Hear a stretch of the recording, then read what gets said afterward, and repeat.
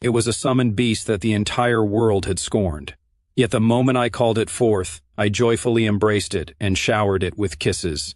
Seeing this, my classmates began mocking me one by one, calling me a fool. Even my class teacher, who had once held such high hopes for me, cursed me in anger, saying I'd wasted all his hard work. I just smiled and said nothing.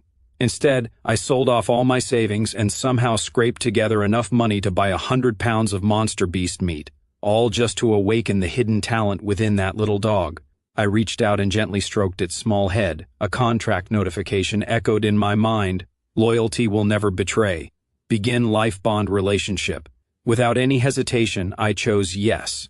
It felt like my soul was splitting apart. I screamed in pain and collapsed to the ground. My classmates around me thought I'd cracked under pressure, and their mockery intensified.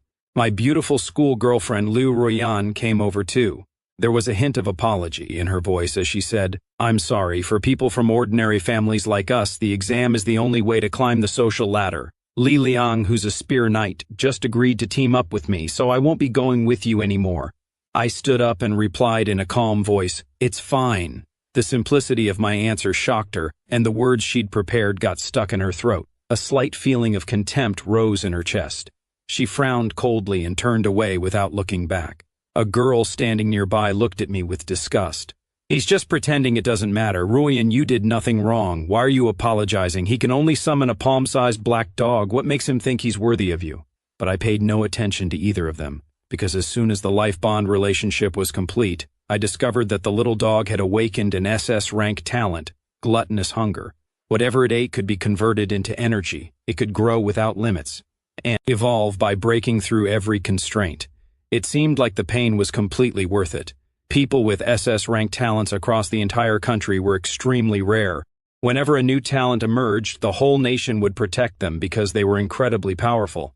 I picked up the small black dog and said, "From now on, your name is Haiming. Work hard for me." Haiming happily licked me, and his face lit up. I tossed him a piece of meat. Within moments, he devoured it completely. Ordinary meat consumed.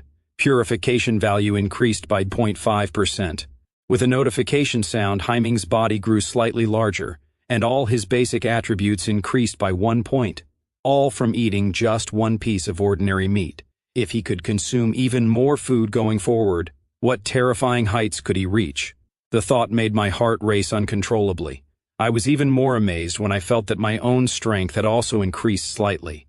It seemed some of the energy Haiming gained was flowing back to me, so I spent a little over 6,000 to buy 100 pounds of mutant beast meat. Then, with just a thought, I summoned Haiming. As soon as Haiming saw the blood-red mutant beast meat before him, a tremendous deep hunger surged within him. He immediately opened his jaws and began tearing into the meat, frantically converting every piece into his own body. As Haiming continued eating without stopping, waves of energy surged within him. His size began rapidly growing before my very eyes. At that same moment, I too felt improvements coursing through my entire body. Half an hour passed. Haiming's body had grown to over 2 meters. All my attributes had increased by 10 points each, enough to set me apart even among the best in any class. Haiming's almost cheat-like power-boosting method could close the gap between me and others at an incredible pace. Without further delay, I pressed the evolution button in the system. As the notification bell rang, a terrifying wave of talent trembled from within Haiming's body. A flood of special black evolutionary energy burst outward. Cells divided. Genes recombined. Life leaped toward a higher existence. Congratulations! Your summoned beast Haiming has acquired a rank skill and awakened a new talent. Gigantification. Body size increased 3-fold. Strength and defense increased by 300%. Speed decreased by 50%. With this evolution, all of Haiming's attributes reached above 50 points, and this was only level 1. Yet the attributes were so high that even top-tier summoned beasts couldn't compare. Summoned beasts were divided into 4 categories: low, medium, high, and top. The classification standard was talent. S rank was high tier, double S rank was top tier. No one had ever seen a summoned beast with double S rank talent before. After that, I went home with Haiming to sleep and prepare well for the next day's exam. The next morning, countless participants gathered in the square to take the entrance exam.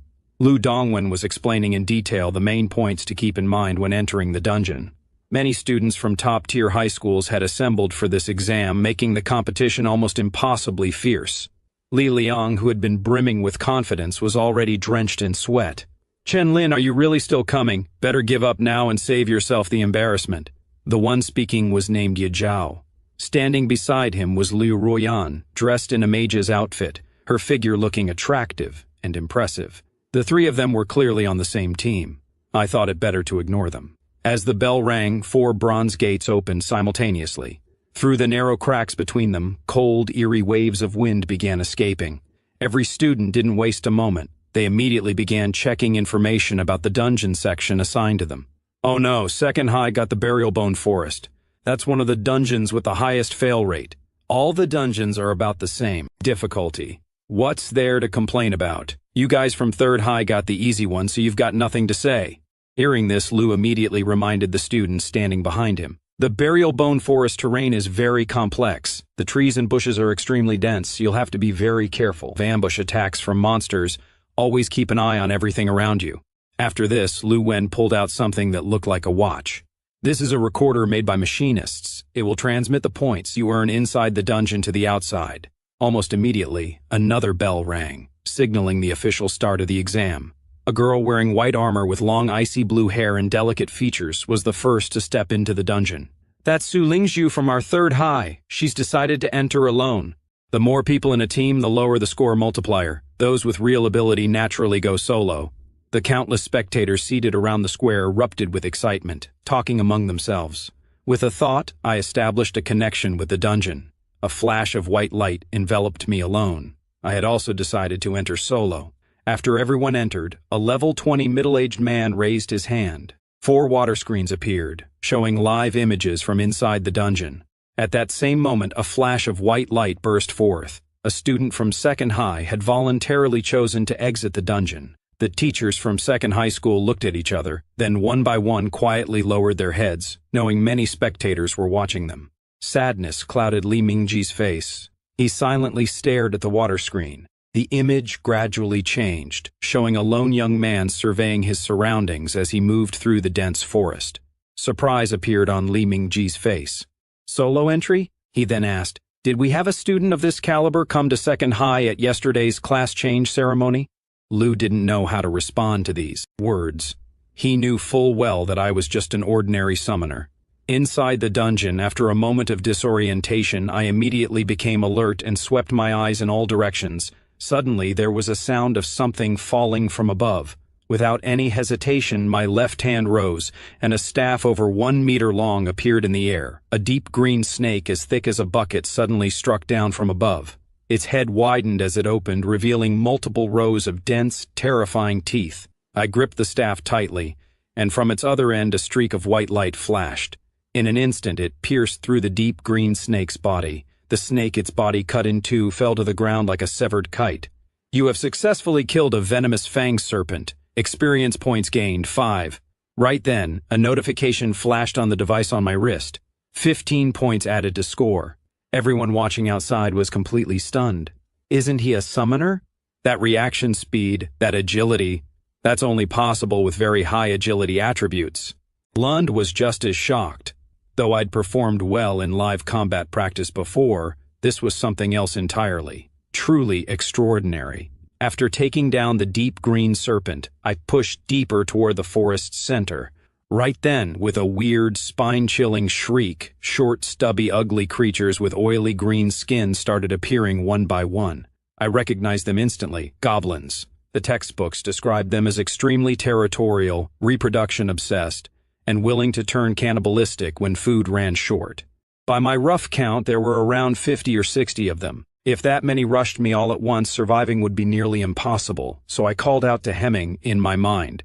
In a single moment, white light burst forth and a long, echoing wolf's howl rang through the air above the forest. Hemming fixed his cold gaze on the mob of goblins charging toward him in a frenzy. His forelegs tensed, and he shot forward like a cannonball. The skull of the lead goblin shattered on impact. The goblins to the left and right screamed, raised their weapons, and struck with all their might. The sharp weapons slammed into Hemming's back with thunderous sounds, but they shattered the instant they made contact. Hemming smashed his paw down on one goblin's head, and the creature's skull split right there. Hemming completely abandoned defense and carved through them like he was walking across an empty field. Even the dim-witted goblins felt a natural fear rise within them. They stopped their attack and began retreating in blind panic. "Nobody's getting out of here now," I said. I sent Hemming forward and closed in on the nearby goblins myself, cutting them down. This slaughter caused chaos in the viewing area outside. Whoa, does our second high really have such an incredible senior? His summoned beast being this powerful is one thing, but how is he personally so strong in combat? The first and second year students in second high's viewing gallery erupted with excitement. Just over 10 minutes ago, when I first clashed with the goblins, most of them had written me off. Yet we'd wiped out the entire goblin horde, didn't leave a single one alive. Watching all this unfold, Teacher Leeming's face lit up with joy.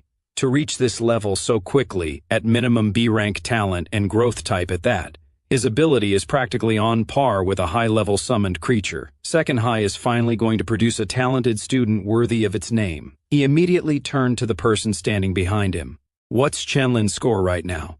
According to the recorder's data, his current score is 560, putting him in first place at our second high. Though third high's sling shoe is way scarier, his score is 830, far ahead of everyone else. Hearing this, Teacher Leeming and all the other teachers gasped in shock. The dungeon had barely started, not even 20 minutes in, and he already had a real shot at taking first place in the entire province. Inside the dungeon, spheres of light rose from the goblin corpses one after another and merged into my body. My level rapidly increased to level 2. My mental attributes increased moderately by 5 points, the natural limit of an ordinary class.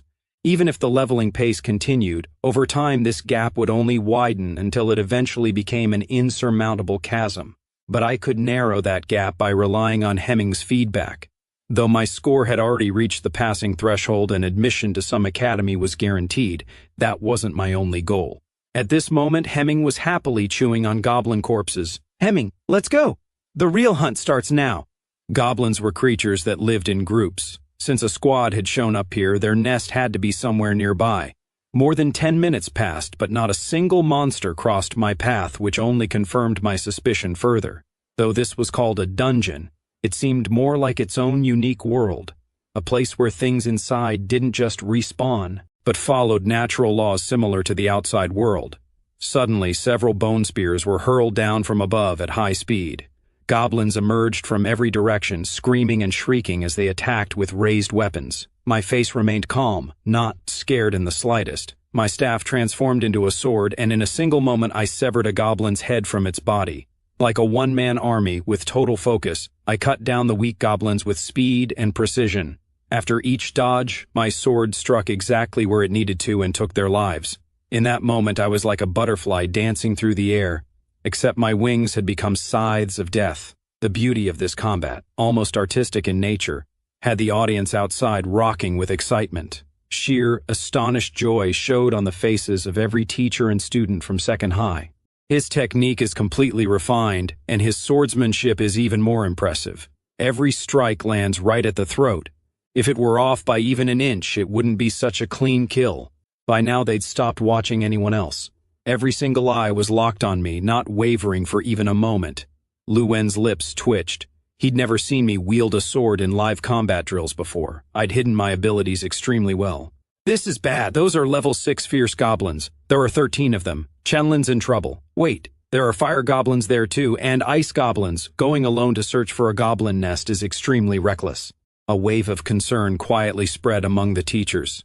With the arrival of these goblins, all the other goblins seemed to have found their leadership, and their attacks became far more organized. As soon as the fire goblin began chanting its spell, fist-sized fireballs formed in the air and were launched toward me. I dodged each one with multiple evasive moves. Seeing an opening, the other goblins intensified their attack. I tilted my head slightly to avoid a bone spear coming straight at me, then reached out and grabbed the goblin by the throat. I threw it directly into the path of an incoming fireball. With a sharp explosion, the fire blast completely engulfed the goblin. I kept throwing goblins like projectiles at the fire goblins, raining them down from every direction. "Whoa, you can actually do that?" Every student watching from outside was left speechless. Homeroom teacher Lu Wen was stunned too, thinking to himself, "I don't remember ever teaching an attack like that." By then I'd completely confused the fire goblins. If they cast magic, their own allies would get caught in it. If they didn't cast magic, they'd be killed. In the chaos of this clash, Hemming also slipped around to the rear and started taking them out one by one. Of the more than 100 goblins, only a few remained, and they started fleeing. But this time I didn't finish them off completely. I just casually followed the remaining goblins so I could reach their hideout directly and destroy that too. Following the fleeing goblins, I arrived at a mountain cave. Suddenly, several small green figures leaped down from atop the rocky wall. My hand gripped the sword tighter and I swung it decisively in one direction. A goblin's head and body separated and fell to the ground. The other two goblins got caught in Hemming's jaws. With a sharp crunch, Hemming swallowed them happily.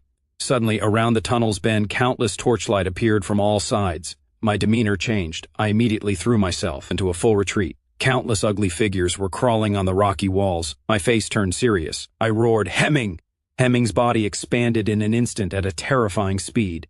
He lunged forward, colliding with the goblins swarming through the air in clusters. Goblins flew in every direction. Hemming slammed down one massive paw with force, crushing whatever was beneath it until their bodies burst into disgusting piles of blood and flesh. At that moment, an ear-splitting savage roar echoed out. A twisted monster slowly emerged. Its neck was covered in thick fur, its muscles bulged, and its size was as massive as a small building. It glared at Hemming with rage-filled eyes. My face grew even more serious. "A boss!" The troll took 2 steps forward and charged in attack. The thunderous rumbling echoing through the cave shook everything. With each of its steps, the ground trembled beneath it. Hemming showed no fear and lunged straight at it. Black light glimmered on Hemming's claws as they struck the troll first, creating 4 shallow wounds on its hide. Feeling the pain, the troll became even more violent in an instant. Both its hands, each as big as a barrel, grabbed Hemming's head and slammed it down hard. Hemming's 4 legs staggered from the blow. Blood trickled from the corners of his mouth and he let out a pained howl. Seeing Hemming getting overpowered, I immediately activated my class skill enhancement arts, boosting all base attributes by 20%. A faint white glow spread across Hemming's body. At that instant, Hemming shook the troll off and threw it to the ground, then tore off a chunk of its flesh with his teeth. The troll's eyes turned blood red as it activated its bloodlust skill. The two clashed with each other, and with every blow their ferocity grew. I kept enhancement arts running with one hand while using recovery arts with the other. The noise spread hundreds of meters in all directions. All the students who heard it were left deeply astonished. The bosses of Burial Bone Forest were at minimum level 12. Who could possibly fight a boss at a time like this? A party of 3 people who had heard the commotion arrived on the scene. They hoped they could help out and maybe earn some EXP while they were at it. But when they showed up and saw what was going down, they were all completely stunned because there was no team fighting the boss. It was just me, alone. Right then I struck the final blow with the sword gripped in my hand. The troll's health bar dropped from 1 to 0. Throughout the entire battle, none of the students standing around had the guts to intervene. Lu Liang and Lu Ruyan were among them. In just one day, this wolf had become something else entirely. That's when a group of students led by Zhao Huyang showed up. He said, "Never thought someone as capable as you would be at school. Your beast is injured, though. Want us to help? We've got a priest who can heal." Before he could even finish, Zhao Huyang got kicked by the cute girl standing behind him. I looked at them with a smile and said, "No need, but thanks." After hearing me out, they started to leave. As they walked away, their eyes caught the score on my wrist, 5,320. Lu Ruyan slowly walked over. Her cheeks were slightly flushed, but Hyming's blood-red eyes stared at her from the front with cold indifference.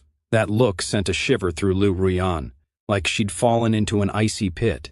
Her legs suddenly felt weak. I didn't turn around to look at her. I was scared I might lose myself in her warmth again. Then I headed back into the cave and let Hyming continue his feast so he could make himself even stronger. When Hyming had devoured every monster inside the cave, a shell of energy formed around him. This evolution was way beyond the last one with the beast meat. I had absolutely no idea what kind of battle power he'd emerge with this time. It wasn't long before a pair of sharp claws tore through the shell of light. Hyming came out even bigger than before. His pupils had turned an even, deeper shade of blue, regal and ice-cold. He gained 2 new abilities, intimidation and flame. Even his talent had leveled up. This was a transformation in every sense of the word. There was an hour left before the exam ended. I climbed onto Heiming and set out to hunt for other monsters' lairs. 10 minutes later, Heiming and I reached another boss territory, a level 15 Twisted Tree King. Outside, when Li Mingji saw me heading toward the Twisted Tree King, he kept frowning.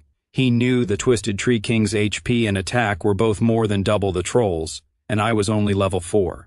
To bridge such a massive battle gap, that kind of talent was truly rare, even on a national level. Inside the dungeon, as soon as my foot hit the muddy ground, the trees with blood-red eyes began waking up one by one. Their massive trunks started splitting open. The cracks spread until, with a horrifying sound, they separated from their roots. Branch after branch came at me like spears. I showed no fear. I moved forward, and in a single moment my sword flashed out. In the blink of an eye, 5 sword strikes came so fast, only their after-images remained. The branches fell to the ground, severed. My eyes went cold, and in 3 quick steps, I closed the distance to the nearest tree spirit. The sword plunged straight into the crack of its open mouth. A massive amount of sap started flowing out. The tree spirit's health bar emptied in an instant, and it collapsed to the ground.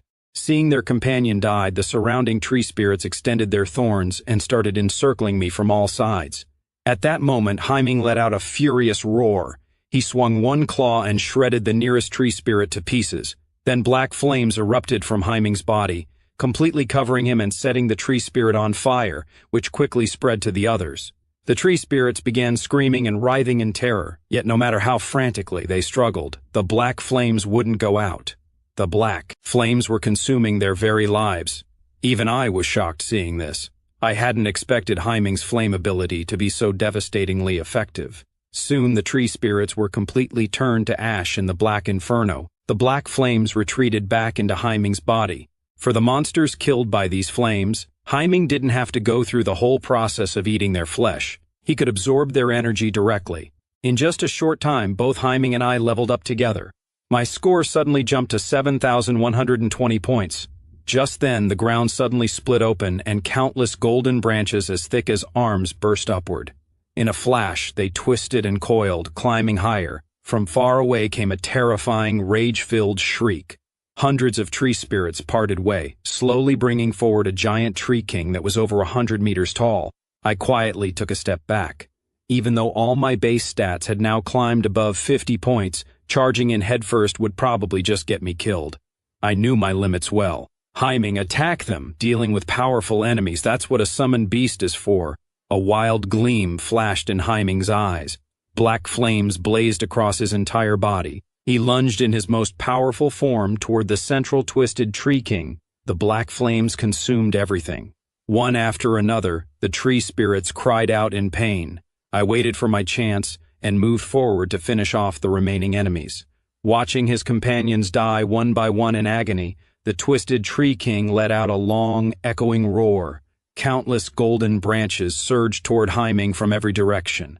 Heiming abandoned all defense and charged straight for the Twisted Tree King's main body. Black light flashed on Heiming's sharp claws as they struck the Twisted Tree King with tremendous force, tearing through its bark. The Twisted Tree King's face contorted with rage. Every branch came at Heiming simultaneously from different angles. Heiming's physical defense was strong. He stood firm. The black flames began climbing, and the Twisted Tree King panicked. It felt its own life force being slowly gnawed away. The Twisted Tree King was scared. It struggled desperately, trying to escape. But Heiming let out an earth-shattering roar. In one moment, the black flames wrapped around it like chains, binding it tight. Heiming's attacks grew even more brutal. By then, Zhao Huiyang and the other 3 people who had just arrived to help gulped nervously. Their faces were frozen in expressions of amazement. The level 15 second-tier Twisted Tree King was completely suppressed. I was pretty surprised to see them there myself. At that moment, a tremendous crash echoed as the giant creature fell. The Twisted Tree King was defeated. White light rose from my body and my level increased to 8. At the same time, the recorder added another 3,000 points. I left the remaining tree spirits for the other 4 to finish off. Mia Shanshan's mouth hung open a bit. Racking up so many points seemed way too easy. In just a few minutes, their points had shot way past the minimum requirement for a top-tier academy. Zhao Huiyang said, "I think it's all because of Chen Lin's Heiming. His intimidation alone is insane. No matter how many tree spirits we cut down, not one of them dared to look back. By then, all the black flames had retreated back into Haiming's body. In his normal form, Haiming's height had reached 7 meters. All my base attributes had climbed above 70 points. My level had reached exactly 10. This exam trial was complete. The dungeon forcibly began teleporting everyone out. One by one, countless students were bathed in white light and returned to the vast open courtyard. Cheers erupted from all around. The 7-meter-tall Haiming was crouched right beside me, steady and incredibly imposing. He'd really done it. Secured first place. Li Mingji and the other teachers had turned red with excitement. Absolutely terrifying. 3 different talents in total, and he himself is incredibly powerful. For a summoner to rack up this many kills, nobody's ever done that before. Duwen, you've got an amazing student. Come on, let's go. We're going to welcome Chen Lin right now. Li Mingji, barely keeping himself under control, grabbed the others and dragged them along. At the edge of the courtyard, Liu Ruyan stood with a pale face. She'd been kicked out an hour earlier and hadn't even qualified for a high-tier academy. In her mind, this was all my fault. My summoned beast clearly wasn't weak. Yet I never told her. If I had told her, she would have never teamed up with Lu Liang. Thinking this, a venomous gleam came into Liu Ruyan's eyes. On the other side of the courtyard, Su Lingshu was surrounded by teachers and the principal from Third High. The teachers and principal were congratulating each other. Second High is really lucky to have such a talented student. It's true, it's true. Su Lingshu, don't be discouraged. Your score of 19,500 is already extraordinary. Su Lingshu smiled and said she was fine. Then with some curiosity, she turned her gaze towards Second High's direction. Her face was thoughtful. Just then the provincial rankings came in. It was no surprise that I topped them. Haiming really was different. His growth was exceptional, and with each evolution his battle power became even more terrifying. By then I'd started looking forward to my next summoned beast. When I got home I shared this good news with my little sister and mom. The prize money of 10 lakh rupees for securing first place in the province had also been deposited into my account. From now on, Mom and my sister wouldn't have to live so frugally anymore. After that, I returned to my room to prepare for my first transcendence.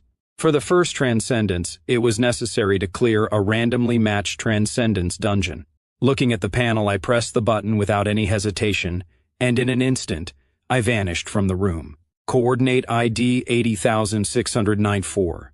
This is a world filled with wounds, on the brink of complete collapse. The last spark of humanity is about to be extinguished. Will you bring salvation or destruction? Optional Mission 1. Eliminate 1,000 disaster beasts. Protect the survivors to the best of your ability. Optional Mission 2. Assist the disaster matriarch in consuming everything so she can evolve. Participants, 10 time limit, 24 hours, cannot voluntarily return to Blue Star without any warning. I suddenly appeared among the ruins. I raised my eyebrows slightly and chose Mission 1 without delay. You say the disaster matriarch consumes everything, but do you know what Haiming really is? At that moment, a figure crashed violently through the glass door beside me. Among the rain of shattered glass, a little girl fell to the ground. A crawling disaster beast, its body soaked in blood, its skin flayed, lunged out from the dark interior of the shop. Then it pounced toward the girl. The girl was trying to reach for a long knife lying nearby, but she fell one step short. Fear of death overwhelmed her. Instinctively, she raised both hands to protect herself. In that instant, a flash of swordlight cut through the air. The disaster beast's head separated from its body, and losing its balance, it collapsed to the ground. I looked at the girl, who was still frozen in shock, and said, "Hello, my name is Chen Lin." "I'm Lu Yu," she replied. I was about to ask her about this world when suddenly a sharp sound came from the distance. "Something's wrong, everyone get back!" Lu Yu's expression immediately changed. She grabbed my hand to pull me away. "Move or else—" She didn't finish her sentence. In the distance, a car came hurtling through the air at high speed. I yanked hard, throwing Lu Yu behind me. I raised my staff horizontally and braced myself for impact. The tremendous force of the collision sent me sliding more than 10 meters before I finally stopped. Lu Yu's face turned pale with fear. Ignoring her pain, she ran toward me. "Are you okay?" I controlled the energy surging through my body and shook my head. Then I looked ahead to see what stood before us, a disaster monster standing on 2 legs, its entire body covered in sharp, terrifying spikes. "That's a blade demon, we can't escape," Lu Yu said, her gaze turning serious, her fingers involuntarily tightened around her knife handle. The blade demon was rapidly closing in. In the next moment, the ground beneath my feet suddenly gave way. Before Lu Yu could react, a figure shot past her. I drew my sword and charged forward to face it head-on. Steel clashed against the blade demon's sharp arms, producing a sharp clang. The blade demon shrieked and swung its other bladed arm toward my head. I pushed it back forcefully. Then I shouted to Lu Yu, give me your knife! Without a moment's hesitation, Lu Yu grabbed the knife's handle and threw it toward me. A fierce killing intent filled my eyes. The blade demon seemed to sense my challenge and immediately lunged. Both its bladed arms began spinning rapidly in a frenzy. I didn't panic at all. A knife in one hand, a sword in the other. In just a few seconds, dozens of strikes were exchanged from both sides, so fast that only their shadows remained visible. After more than 1,000 strikes and counterstrikes, I spotted an opening in its defense. I tilted my head slightly to avoid a deadly blow. Then my left hand swung the long knife upward. Its sharp edge cleanly severed the blade demon's arm. Before it could react, the sword plunged straight into its heart, piercing through its tough hide and emerging on the other side. Lu Yu approached, rubbing her still aching hand, and said, "You're not from this world." I gave a slight smile and said casually, "Can you tell me about this world?" "It's all because of the miasma. The miasma has been going on for a whole month now. More and more people have broken under this torment, lost their mental balance, and eventually turned into bloodthirsty monsters. Now the miasma has changed again. Even swords, mountains, and rivers are becoming corrupted and distorted. Humanity doesn't know how to survive anymore." After hearing all this, I got a rough picture of this world. Just then, more than a dozen people appeared at the street corner, all with expressions of panic on their faces. The tall woman standing at the front called out, "Xiaoyu, what are you still doing here? Run!" Even before she finished speaking, the ground began to tremble slightly, as if a horde was surging toward them. Above in the sky, a cloud of fierce energy and deep red began to gather. Countless disaster creatures appeared on the rooftops of tall buildings, their bloodshot eyes fixed on all the people below. In that moment, the red energy took the form of a wall that began to encircle everyone, slowly closing in. Everyone swallowed nervously. "Xiaoyu, no matter what happens, stay close to me." After saying this, Luo looked at me as if I were from some other survivor group. I paid no attention to this. I walked forward calmly. "Hey, wait, what are you doing? We're surrounded on all sides right now. This isn't the time for someone to play hero." I smiled and said, No, actually, they're the ones surrounded by me. So many disaster creatures. If I kill them all, my evaluation rating will shoot straight up." "Haiming!" With a flash of white light, the 7-meter-tall Haiming appeared in an instant. A roar shook the sky. Haiming's pupils swept coldly over the crowd of disaster creatures before him. Then he transformed into his giant form. His body exploded outward, expanding to 28 meters, taller than some of the surrounding buildings. Haiming pushed off powerfully with all 4 legs. The ground immediately shattered, and cracks spread in every direction as Haiming launched himself like a missile into the horde of disaster creatures. Every disaster creature caught in the scorching, blazing heat died screaming within seconds. All the people watching from behind were completely stunned. Suddenly, about a dozen disaster creatures launched a direct attack on me. "Watch out!" Luoluo's voice rang out. She instinctively moved forward to help me, but in the next moment she stopped right there. I didn't retreat but advanced. With a knife in one hand and a sword in the other, I cut down the incoming disaster creatures as if chopping vegetables. In a moment, they were all slaughtered. Luoluo's mouth hung open. She thought to herself, "There's no sign of the miasma's corrupting influence on him at all. He should have been weakened." Suddenly, a possibility came to her mind. 6 months ago, when she was searching for supplies, she had seen such people who weren't affected by the corruption but were just as powerful. Those people had destroyed the hidden base of survivors, exposing them to disaster creatures and getting them killed. When they saw survivors trying to escape, they even broke their legs to stop them. "Trash like you think you can come with me?" What a joke. That statement was something Luoluo would never forget. Sensing what Luoluo was thinking, Lu Yu immediately intervened. "Chen Lin is different from those people. He's saved me twice." Luoluo took a deep breath slowly. A glimpse of old hatred flickered in her eyes. "Whatever the case, keep your distance from him. Right now, he's drawing the attention of most disaster creatures. Let's take advantage of this opportunity and get out of here." But just as they approached, suddenly, without any warning, lightning struck down. "Passing through this area is forbidden." A blonde-haired young man holding a book emerged from a tall building. As he began chanting his spell, lightning orbs began forming in the air. In that moment, my demeanor immediately changed. I swung the long knife to one side. Suddenly, a dagger crashed into the flat side of the blade without any warning. A woman with delicate and beautiful bone structure slowly appeared before me. Without any hesitation, I swung my sword at her slender waist. But the woman vanished from that spot and reappeared dozens of meters away without saying a word. I pushed off from the ground and lunged straight toward her. Seeing this, the woman immediately called out, "Are you going to do something or not?" As the words left her lips, flames erupted from a nearby building. Two figures clashed, sending sparks flying in all directions. "Are you really a summoner?" said the giant man, engulfed in flames with disbelief. The scorching flames flared toward me. My expression remained cold. I thrust the sword into him and pushed him back. 4 more people emerged from different directions. Mutual conflict among fighters in Transcendence dungeons is prohibited. Violations result in immediate action. However, factional dungeons are an exception. Why would anyone choose Mission 1? Weren't you taught how to choose objectives in dungeons to survive? It's clear that the Disaster Beast faction has the upper hand. A smart person knows which side to choose. As the 6 of them looked at me like trapped prey, I said, "Have you heard? The best hunters often come disguised as prey. Did you think I called you here without a plan? You've all talked enough. Now I invite you to your end. Let's begin." A slow smile spread across my face. The table is set and every dish has been served. Now it's time for Hemming's feast. A terrifying roar echoed all around.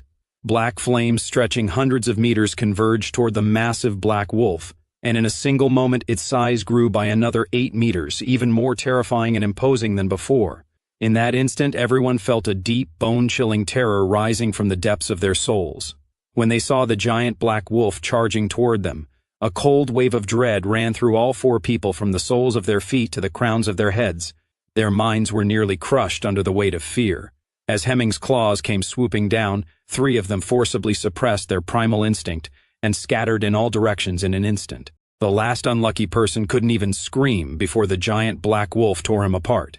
Cold sweat broke out on the faces of the remaining survivors at the sight. They had thought that just stopping the summoned beast would be enough, but when the summoner himself had combat abilities matching theirs, it was already unbelievable, and now they were in this situation. Besides, the summoned creature was not only incredibly physically powerful and aggressive, but it also had the ability to control crowds. Stopping it was one thing. If they weren't completely finished within 3 minutes, it would be nothing short of a miracle. Lunging toward the nearest target, the golden-haired young man gritted his teeth and quickly began chanting magical spells. A fierce lightning storm gathered in a moment, transforming into chains half a meter thick that began wrapping around the giant black wolf's 4 legs and neck. "Bring it down now, I can only hold it for 10 seconds. Before he could finish speaking, the giant black wolf twisted its right paw and shattered the lightning chains into pieces. "This is impossible. This is my first-class talent ability," the golden-haired youth said, staring in disbelief. Due to the power-enhancing magic I had cast, Hemming's strength had increased even further. Seeing this, everyone abandoned all caution. Each one unleashed their hidden trump cards. The delicate woman transformed into multiple shadows and lunged at me from every direction. Then suddenly, a shower of ice shards began raining down from above her head, forcing her to retreat step by step. A girl with long, ice-colored hair advanced with measured grace. With each step she took, frost spread across the ground where she stood. Whatever disaster creatures came near turned into ice statues without exception. "I'll hold her off," she said. The giant man surged forward in a wave of burning fire. The other 3 attacked together, intending to finish me off in one strike, but then a resonating roar rang out. "Hey, small fry, look at me!" In a single moment, all 3 turned their heads, and their eyes fixed on the burly figure standing with his shield raised. Then behind the 3 who had lost themselves in their rage, the giant black wolf appeared. In the next instant, with one swipe of its claws, all 3 were torn into a dozen pieces. Then Hemming turned around.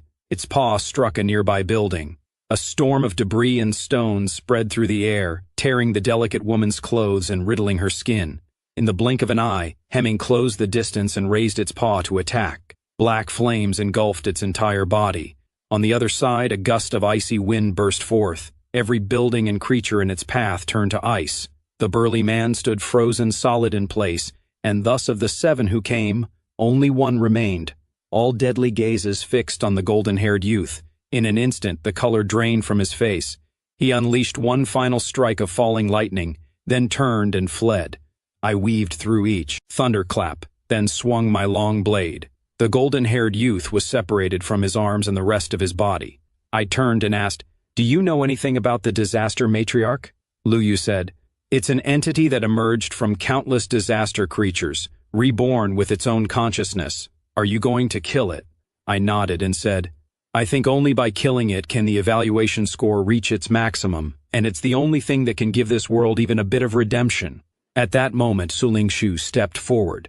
"We meet again, Chenlian."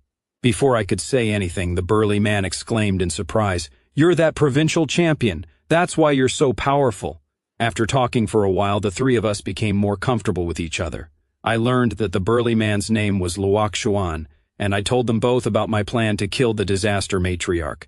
Neither of them hesitated for even a moment and immediately agreed. The three of us immediately set out toward the city center. It wasn't long before we reached a large bridge. Suddenly, one after another, the red glowing eyes of disaster monsters lit up and they rushed toward us in a frenzy, forming a swarm. Hemming immediately activated Intimidate and charged straight into the crowd of disaster monsters, blocking the entire path. Black flames exploded. My face grew serious. "The disaster matriarch has seen us." Su Lingsu's eyes gleamed with an icy blue light, like an indifferent goddess. In a single moment, several sharp, piercing ice shards appeared above her head. With a slight shift of Su Lingsu's attention, all the ice shards shot like arrows toward the crowd of disaster monsters surrounding us from behind. Countless disaster monsters were pierced through. They began falling in rows like grain stalks being harvested in a field. But just as quickly, even more monsters kept coming relentlessly from every direction throughout the city. Every single disaster monster in the entire city was surging toward us. The pressure continued to mount. I could even feel it weighing on me. There were tens of millions, perhaps even more, disaster monsters throughout the city. Even if we gave it our all, killing them all would be impossible. So I shouted with all my strength, "Strike at the head first! Hemming, go straight for the disaster queen." At my command, Hemming turned and ran straight toward the bridge. From the other side, a dangerous presence could be felt, the disaster queen. As soon as Hemming reached the other end of the bridge, a deep red tentacle dozens of meters long suddenly appeared. The tentacle struck Hemming's body hard and sent him flying through the air. Building after building collapsed one after another from Hemming's impact. Finally, he came to a stop more than 20 meters away. Hemming roared, blowing away a cloud of dust and debris, then rose from the collapsed concrete and rubble. His cold pupils were fixed with unwavering eyes on the disaster queen, a giant eye more than 60 meters across, with each of its countless pupils focused on Hemming. Hemming's black flames blazed with terrible intensity as he launched his attack, his body lunging forward. As Hemming ran with full force, every building in his path trembled and swayed. The countless pupils of the giant eye contracted simultaneously. 15 deep red vines lunged at Hemming from every direction. Facing the incoming vines, Hemming dodged as much as he could. For those he couldn't avoid, black light flashed in his claws, and he faced them head-on. With each strike, the sound of metal scraping echoed. Suddenly, Hemming was struck forcefully by a deep red vine and thrown far away. The distance he had worked so hard to close increased again. Previously, Hemming had relied on the tremendous physical strength and defense of his giant form to get close and dominate in direct combat. But now, against the eye's vines, he had no way to close the distance. Hemming roared challengingly. The black flames blazed without restraint. Scorching heat exploded in a moment, spreading in every direction. Hemming shot out from his body at a terrifying speed. The black energy within him was burning at a destructive rate. He had decided to make one last desperate gamble. On my end, I grew serious. Through my spiritual connection with Hemming, I felt his life force diminishing. "End it!" Su Lingsu's eyes opened with an icy blue light. All sounds ceased. Complete silence fell. Every bit of moisture in the air vanished in an instant. Countless disaster creatures turned to ice in the blink of an eye. Ice fragments flew in every direction. Seizing this opportunity, I made my decision without any hesitation. Reach the disaster matriarch now. The only way to give Hemming a chance was to let him evolve. It wasn't long before we reached the city center. From somewhere ahead came a sky-piercing roar. We ran. In just moments, I saw Hemming. He was badly wounded and on the verge of collapse. but his claws were still dug into the ground, unmoved. No matter how many times the deep red writhing vines struck him, Hemming refused to retreat. Inch by inch, with complete determination, he moved forward. Seeing this, I ran straight toward Hemming and shouted, "Hemming, devour them all!" At that moment I immediately used the healing art and enhancement art. A pale white light spread across Hemming's body. Hemming's pupils trembled.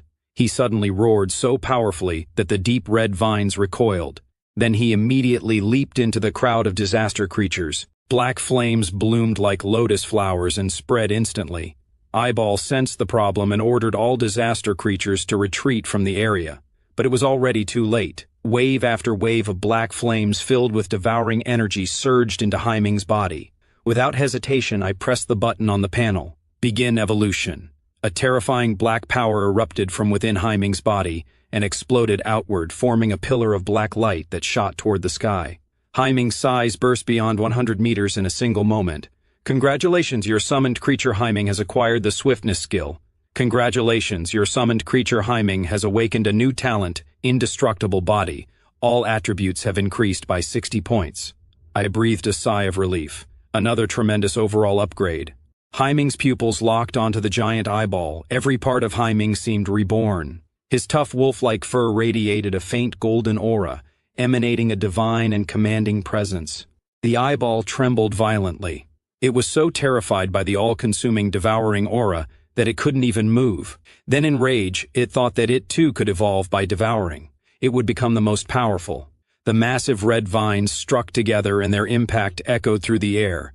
Hemming stood like a mountain, completely unmoved, didn't move at all. All 15 deep red vines struck his body hard. Hemming's golden aura trembled. Then the black flames, now combined with the power of greed and vastness, erupted. A shadow of a gigantic beast 400 meters tall made of black flames appeared above. Everything within 1 kilometer and in every direction turned into a sea of black fire. Hemming charged straight at the eyeball. Black flame claws condensed and struck downward. Many of the eyeball's countless pupils went dark simultaneously. It let out a scream of pain. Its vines continued to strike Hemming's body frantically, but couldn't damage him anywhere. The eyeball roared and began to absorb the surrounding toxic mist, rapidly assimilating it into itself. In a single moment, its size grew considerably larger. Countless sharp thorns began to grow on the deep red vines. Both sides continued attacking each other without pause. Each strike shook the earth. One roar after another tore through the sky. Hours passed. Only Hemming remained standing on the ruins. All of the eyeball's countless pupils had gone dark. Its entire body was slowly devoured by the black flames. Not even anything remained. Suling, Shiv, and I all smiled. The evaluation score we would receive for slaying the disaster matriarch and thousands of disaster creatures would undoubtedly be extraordinarily high. The next morning, a notification bell rang and all three of us vanished from where we stood. Time has expired. Final performance evaluation now in process. Total confirmed kills 8,560 disaster creatures. The disaster matriarch has been successfully eliminated. Congratulations, your rating is excellent. Class has been promoted to Summoner Swordsman, a unique class born from your actions. Congratulations, you have mastered a new class skill, Phantom Blade Convergence. Skill effect, a sword that exists between the real and intangible. Ignores all physical defenses of the target. Deals mental damage once.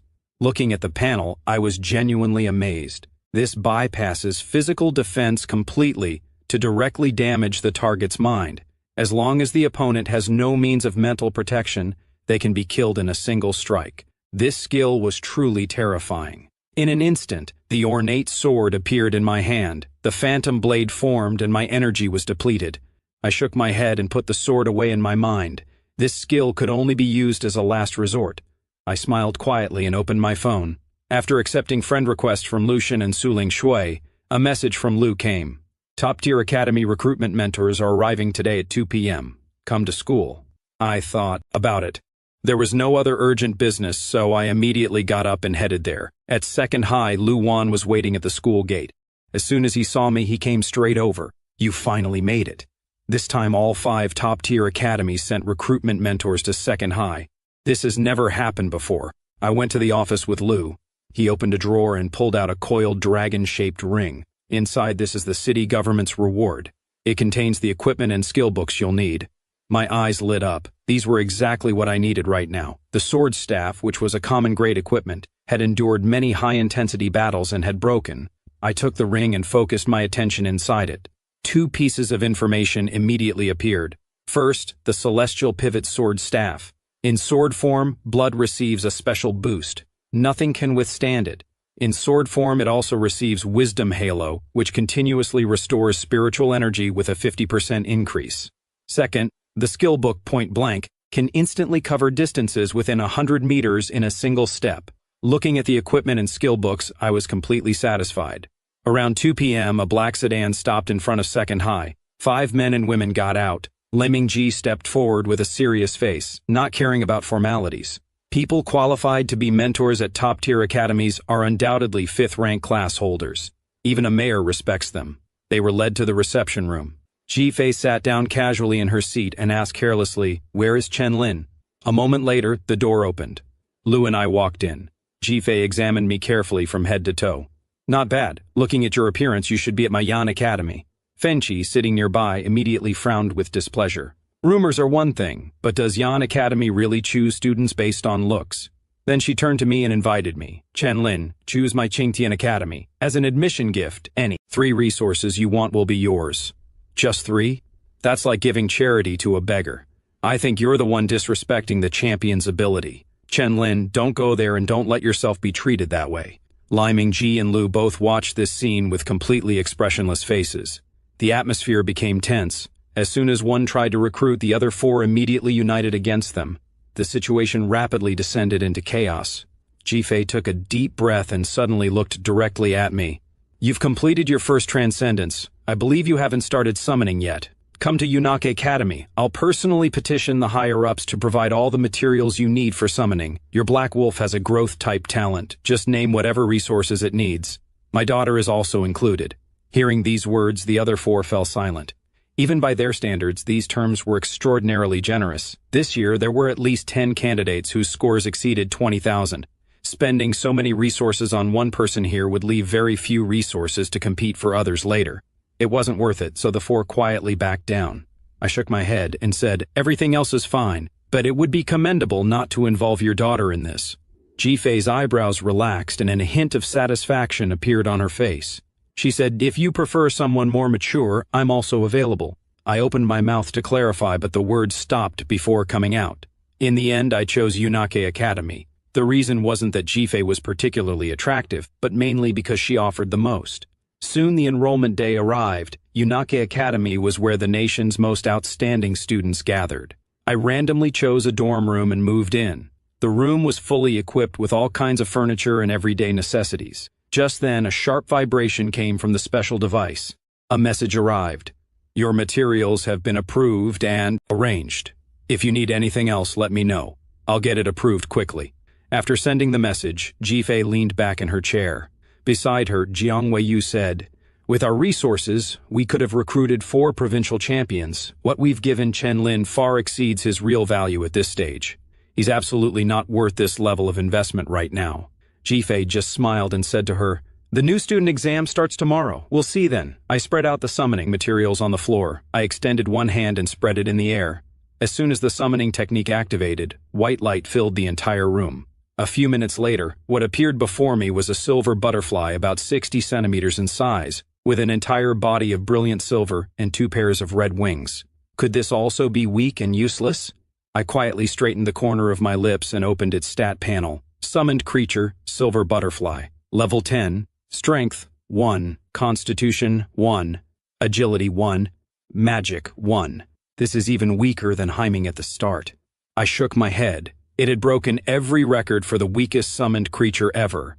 But it doesn't matter, I'll give you an unlimited future. The silver butterfly slowly floated toward me. I extended my finger to receive it. The evaluation began. Loyalty 100%, it would never betray me. A lifelong bond initiated. I pressed confirm. In that single instant, a sharp, searing pain tore through me from somewhere deep within, like my very soul was being ripped apart. "Congratulations! Your summoned creature has awakened the SS-Rank unique talent, 10,000 transformations. It can shift into any form and acquire corresponding abilities." In the same moment, a silver butterfly dissolved into a shimmer of light and took on my appearance. In a flat, expressionless voice it said, "Master, after gaining a basic understanding of my abilities, I've finally realized just how powerful 10,000 transformations truly is." I opened the crate. Inside, pieces of battle armor were stacked one after another.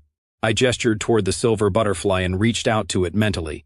It gave a slight nod, dissolved into glimmering light, and wrapped itself around my arm.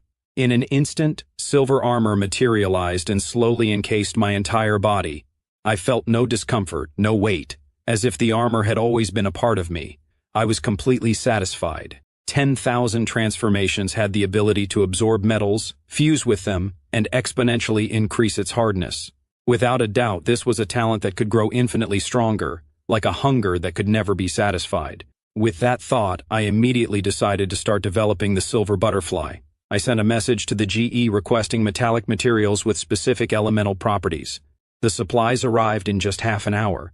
A notification pinged, rare metallic minerals, each with unique properties, every single one a priceless resource. Back in my room, I instructed the silver butterfly to begin the fusion process. It didn't take long before the armor covering my body became extraordinarily hard. Even a second Transcendence class wielder would struggle to damage it. The armor's weight reached 5 tons, yet I felt nothing. But if it came crashing down on an enemy, it would be like a mountain collapsing on top of them. I walked into the common area. My 3 roommates who had heard the commotion stared at me in stunned silence. One of the guys stepped forward and said, "Hey, I'm Feng Kai, 2nd place in Qingyuan province. Getting 1st place in your province with a common class talent is actually impressive." A cold-faced young man replied with a sneer. He was the 2nd-ranked Transcendence from Longhai province, with an exam score of 23,000. "You only placed 1st because your province had no real talent," he continued. "Doesn't sound like anyone worth mentioning comes from there." Feng Kai smiled slightly. "I'd say the fact that a powerful creature answered his call says something pretty special about Chen Lin." Just as the two were about to argue, a voice boomed across the entire academy. "All new cadet students, grab your weapons and equipment and report to Yanquaz immediately." Cao Yang, lounging on the couch, said, "Looks like the new student competition got moved up by half a month. The number of mutated beasts outside the city is rising, and the academy has decided to assign us to eliminate them." I felt quiet. My mind drifted back to that world of Transcendence dungeons. I never thought Blue Star would face the same kind of crisis so soon. The cold-faced young man smirked. "Perfect timing. Chen Lin, I'm about to leave you in the dust. That 1st-place title rightfully belongs to me, not you." Looking at his arrogant face, I just smiled. I was going to crush all of them. At Yanquai Plaza, the new cadets began gathering one by one. The dean took a slow breath and spoke. "The top 100 ranked students will head outside the city and eliminate the rapidly growing surge of mutated beasts under the pressure of real life-and-death combat." The secretary standing behind him nodded, tablet in hand, and made the announcement, "The new student competition, originally scheduled for half a month from now, will be held immediately. You will all be entering the large-scale Dungeon Rift Canyon, with enemies ranging from levels 20 to 30. The results of this competition will determine the distribution of future resources." After the announcement, the dungeon gate slowly swung open. A wave of suffocating pressure washed across the plaza. Some students' knees buckled. Their lips trembled slightly. "Are they serious? I haven't even reached my 1st Transcendence yet. How are we supposed to handle this?" Just then, tall Luo Xuan appeared alongside a short-haired girl. He had genuinely wanted to enroll at Yun Academy. "This is my sister, Luo Ning. Say hi." Luo Ning shyly hid behind her brother, her voice barely above a whisper. I waved and invited them both along. Seeing me slow down for them, the cold-faced young man's brow furrowed. Before entering the dungeon, he said in an icy tone, "Don't embarrass yourself too badly." I didn't bother responding. Soon, all the cadets went in. A guide raised a hand and projected a map onto a water screen. The Rift Canyon stretched for hundreds of kilometers, a massive labyrinthine terrain. The moment the 3 of us stepped inside, roars thundered from ahead. Perfect. A chance to test my current strength. With a single thought, a flash of white light erupted, and the silver butterfly appeared at my side. Silver armor enveloped my entire body. I gripped the celestial pivot sword staff firmly in my right hand, then drew the silver war blade from my back and slammed my foot against the ground. In an instant, I materialized dozens of meters away, directly in front of a monster. This skill was originally meant to save my life, but I was using it to close the gap with enemies. The celestial pivot sword staff swung in a single motion, slicing through a dozen monsters like cutting tofu. Without losing any momentum, I became a blur of shadow, cutting through the entire horde. Nearly every monster was felled before they could even react. Watching from behind, Luo Xuan whooped with excitement. "Brother Ning is unreal. He doesn't even have to try and his EXP just keeps climbing." The instructors observing from outside were floored. That speed, that damage output, it was practically on par with the hidden close combat classes. Those base stats are off the charts. Even if Chen-Lin reaches peak second transcendence, his close combat power shouldn't be anywhere near this level. One instructor murmured, "Could Silver Butterfly be Chen-Lin's second summoned beast, one that can transform into a weapon? I've never even heard of that." Even the dean, for all his knowledge and experience, looked genuinely taken aback. Seeing Ji-Fei's self-satisfied expression, he said, "Right now, over a dozen people still have scores above Chen-Lin. Teaming up gives far fewer points. That's your future son-in-law you're watching. If his image takes a hit, what's in it for you?" Ji-Fei was about to respond when she caught a smack to the back of her head. Inside the dungeon, my silver armor was already drenched in blood. Every level 20 monster in the area had been cut down in a single strike. It felt like I had already reached the peak of second transcendence.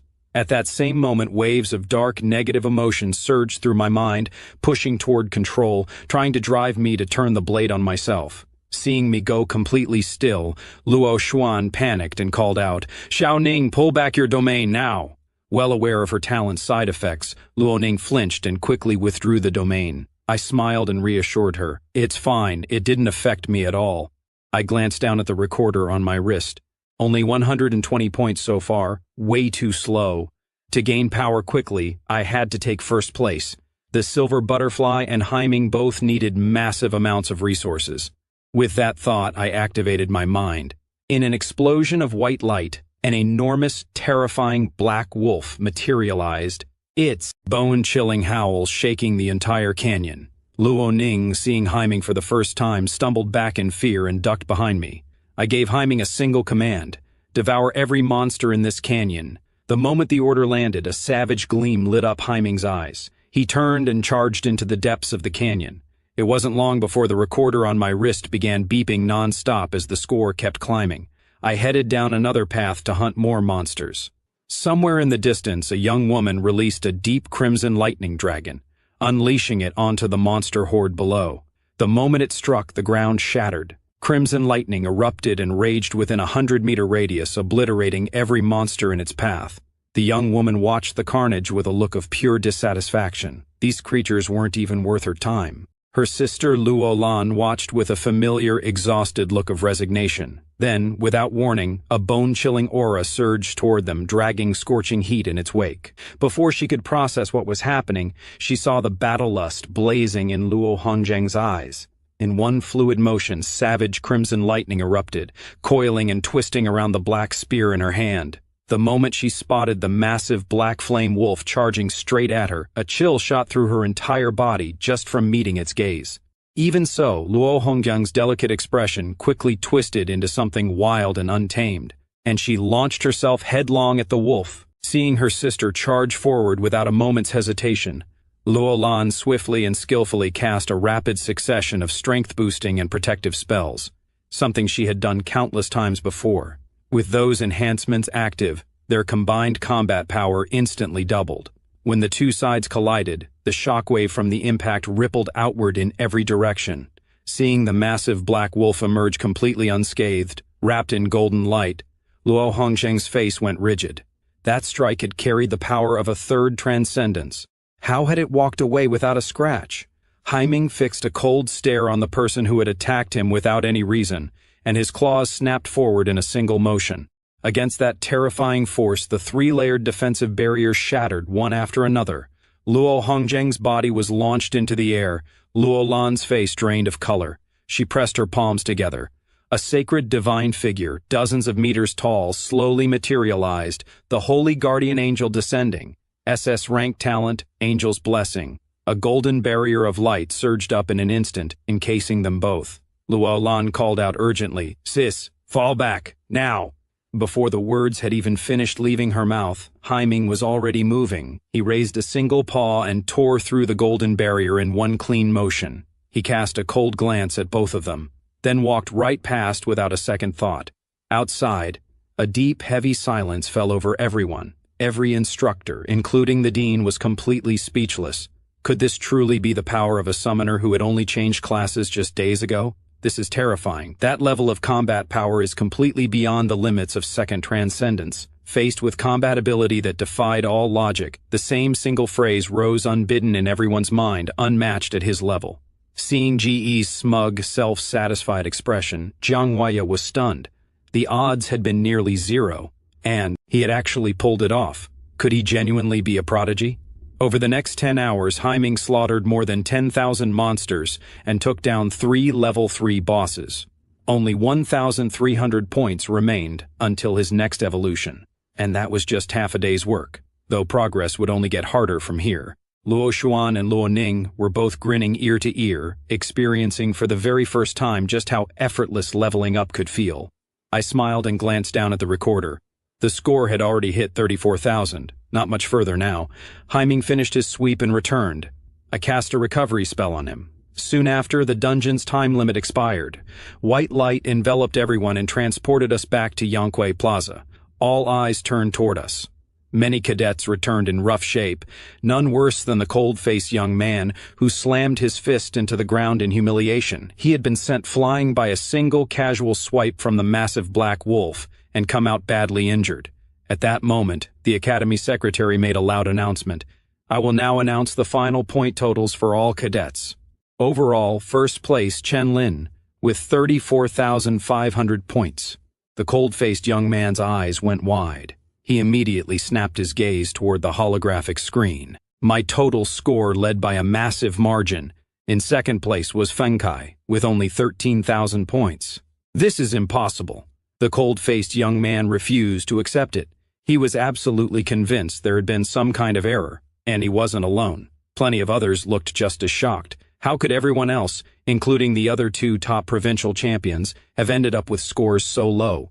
The secretary seemed to read the room. He explained, the massive black wolf you were all facing was Chen Lin's summoned beast. The moment those words landed, every face in the crowd went completely blank with pure, stunned disbelief. From the stage, the Vice Dean's secretary announced, the new student tournament is hereby concluded. Scholarship rewards will be distributed shortly. You are all dismissed. Back at the dormitory suite, the moment I opened the door and walked in, the cold-faced young man's expression shifted, just slightly uncomfortable. He took a quiet breath and said, while you were out, something got delivered for you. Said it was the second batch of materials and resources. You weren't here, so I put it in your room. I paused for a moment, then smiled. Got it, thanks. The cold-faced young man turned his head away and muttered quietly, don't mention it. Back in my room, I opened the large black crate. This shipment of rare metals was even larger than the first. As long as the silver butterfly kept fusing with enough metal, the armor's hardness would climb to the point where not even Haiming could break through it. And on top of that, various special properties could develop over time. By then, it wouldn't just be the defense that was unbreakable. The combat power would become something truly terrifying. I had zero intention of staying a helpless summoner with no ability to fight for myself, because that kind of weakness was way too obvious. The moment someone specifically targeted me, I could be taken out a dozen different ways without breaking a sweat. About 10 minutes later, every last piece of metal had been fully absorbed by the silver butterfly. At this point, its hardness had reached a level where even a third transcendence wielder couldn't pierce it, and its weight had climbed to 13 tons. With the mutual enhancement of power, a single punch was now enough to shatter the ground. Right at that moment, the first place reward from the new student competition arrived as well, 500 school credits. After a brief moment of thought, I spent every single credit, selecting dozens of resource items across various fruit-type categories. The moment the delivery arrived, I laid everything out and called Haiming over, feeding it all to him. It didn't take long before I felt waves of warmth spreading through me, a deep, comforting sensation flowing through my entire body. Haiming's size gradually increased as well, and within just a few minutes, he had grown to 40 meters tall. Now that I had been promoted to the Summoner Swordsman class, every level I gained awarded me an additional 5 power points. I had genuinely and completely transformed. From a frail backline player who couldn't fight on his own, into an aggressive powerhouse frontline warrior. The next morning, all 4 of us in the dorm were assigned to Class 1. On the way there, we ran into Luo Xuan and Luo Ning, who turned out to be in the same class. When we arrived, the room was already fairly packed. It seemed like the fact that I had single-handedly defeated everyone using just one summoned beast still hadn't fully faded from people's minds. Nothing like that had ever happened before. Just then, 2 strikingly beautiful twin sisters walked through the door. Luo Hongjing and Luo Lan glanced around the room for a moment, then walked straight over and sat directly in front of me. At the same time, tall and slender Ji Fei entered the classroom. She swept her gaze across the room and said, "My name is Ji Fei, and I'm your homeroom teacher. With that said, try not to bring your problems to me unless it's absolutely necessary. Every one of you passed the entrance exam as top talent from your respective provinces. I trust you all came here for better resources." She paused, then continued, "But the foreign races have been establishing their foothold for decades now, and their advantage grows with every passing day. Soon they will launch an all-out assault to break through our defensive lines." The words sent a ripple of disbelief across every face in the room. Society was running smoothly and in perfect order. Entertainment and leisure were thriving and flourishing. The media had been reporting consistently that things were improving. There wasn't a single negative word anywhere online. Everything seemed stable and peaceful. And yet, here they were being told that disaster was right around the corner. Seeing the confusion and shock on everyone's faces, Ji Fei spoke quietly. "Have you ever wondered why you almost never see anyone in society who's made it past 5 transcendences? Even the strongest military personnel, the ones protecting entire major provinces, always stop at 4 transcendences." Everyone thought carefully about what he'd said and realized it was absolutely true. By all logic, someone who had reached the 5th transcendence, a true top-tier warrior, should be visible somewhere online or in everyday life. Their complete absence was deeply unsettling. Then, a chilling thought began to take shape in their minds. Graduates from elite academies were at least 4th transcendence or above. The majority of them had accepted deployment to the front lines without a moment's hesitation. That sacrifice was precisely what had kept the peace back home. Ji Fei continued, "News like this, the kind that could trigger widespread panic, is naturally restricted from circulation by every nation. That's why most ordinary civilians don't even know any of this is happening. It's become even more critical now because the mutant animal population is growing rapidly. If it isn't brought under control, the foreign clans will almost certainly launch a full-scale early offensive." Ji Fei looked at each cadet in the room.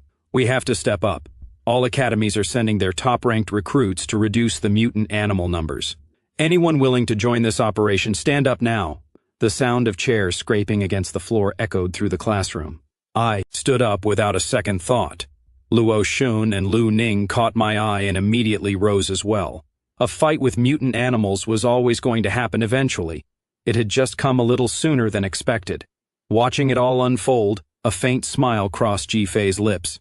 Half the class volunteering was far more than he'd anticipated. "All volunteers come forward. We're heading to the military base." A boy still in his seat spoke up. "Do the rest of us have to go too?"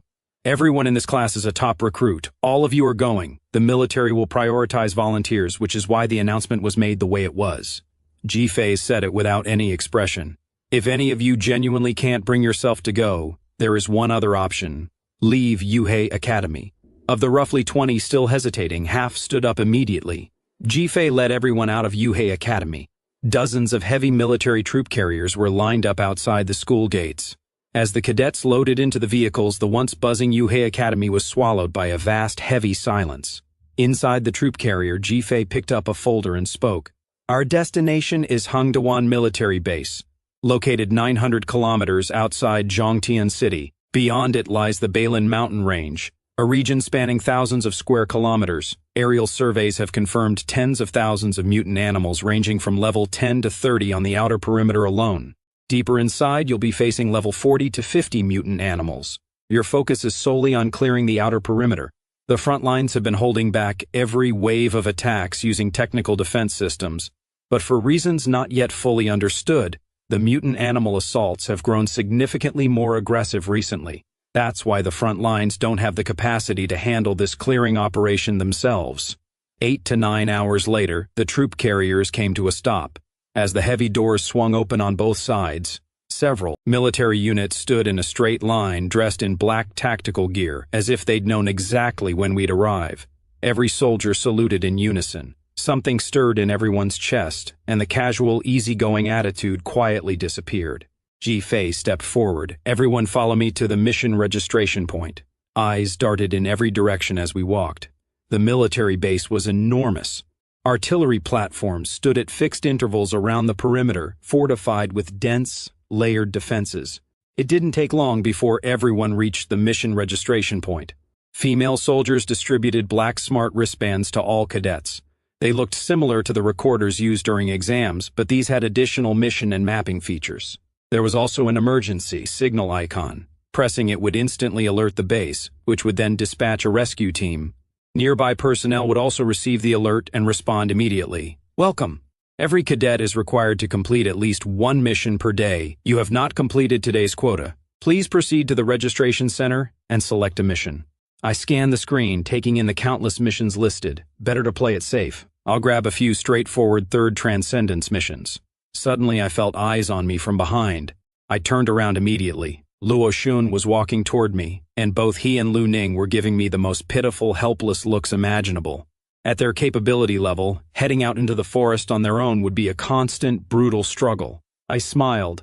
"Come on, let's go together. I told you I'd handle it for you." Both of them nodded repeatedly. The gratitude in their eyes said everything. Seeing that, Feng Qia, who had been just about to invite Lu Ning himself, stopped dead in his tracks. He felt a faint, irritating sting in his jaw. The twins were one thing, but how had Lu Ning ended up going with him too? "The forest is dangerous. Anything can happen out there.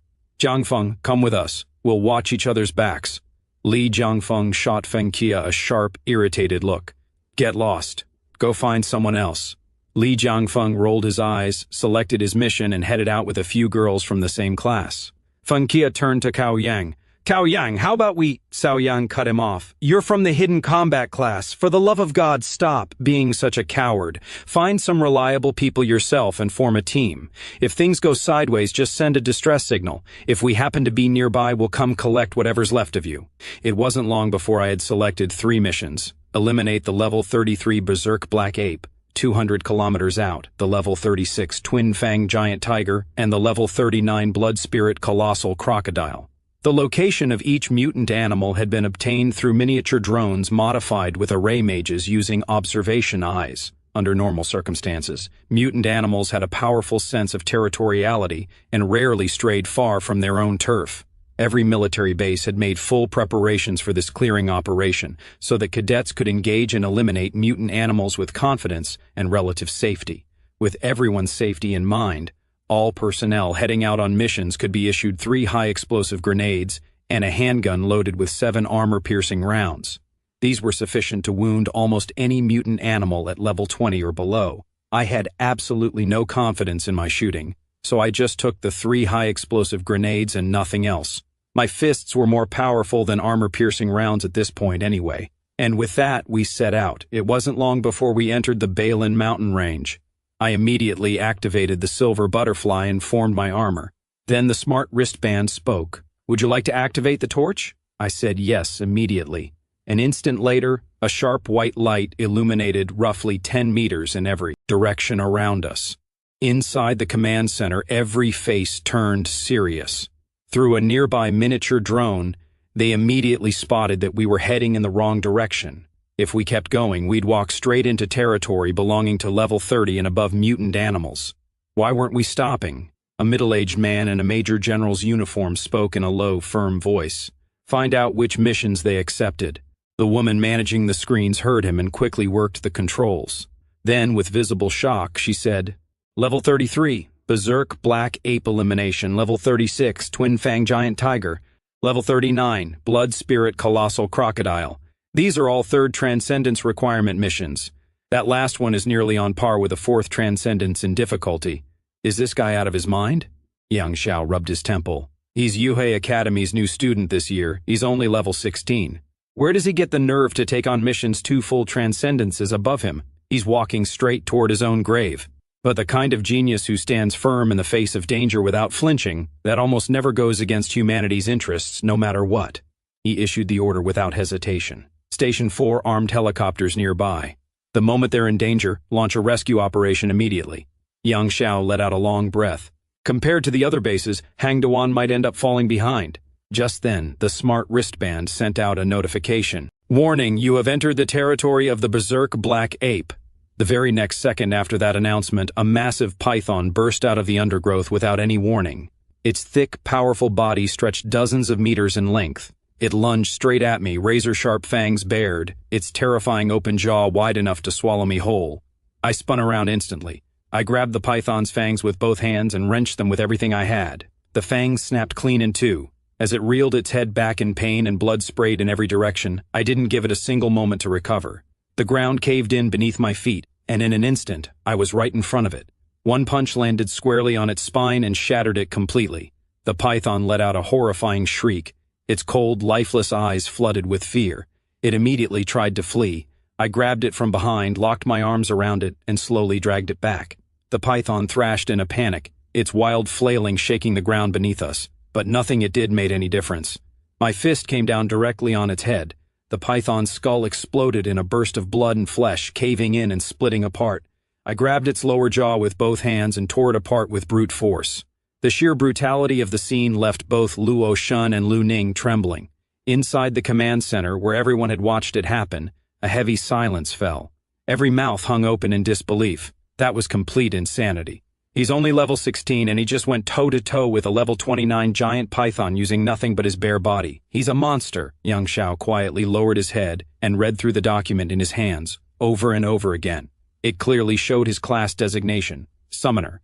Then a roar exploded across the screen and filled the room, and every face in the command center went serious at the same time. A monkey, at least 50 meters tall, muscles bulging and rippling, leaped down from the mountainside. It had apparently been woken up by the noise of the fight, and now it was charging at us in a full rage. The female officer's face went pale. This is really bad. That's the Berserk Black Ape. How did it reach level 34? Every 10 levels, a mutant animal transforms completely. That thing could kill the giant python in just a few punches. Yang Xiao nodded slowly. He had the same sinking feeling. Across all of humanity, very few people can bridge a combat gap that wide. His hand was already on the radio. The moment things went south, he was ready to dispatch all 4 armed helicopters immediately. I didn't even have time to collect any loot. A massive, bloodied black shadow came crashing down from above. The black ape brought both palms together into one enormous fist and hammered downward. Without flinching, I drew my battle sword from my back and slashed in a single motion. The blade caught the ape's fist, impossibly tough and armored with thick hide, dead on. A shockwave rippled outward in every direction, but I was completely unharmed. The silver butterfly had absorbed every last bit of the impact. The black ape roared again. Its body suddenly swelled to several times its original size, shooting up to 70 meters tall. Then, like swatting a fly, it slammed its palm downward. But in that same instant, I appeared directly above the black ape's head.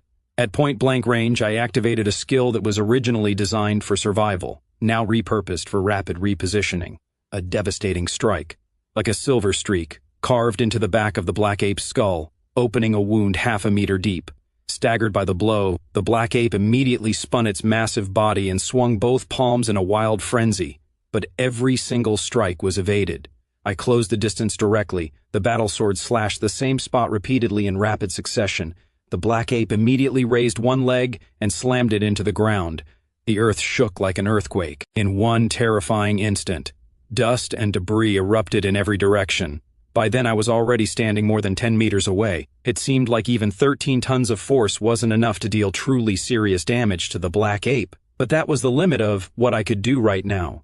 With that in mind, I decided not to drag this out any longer.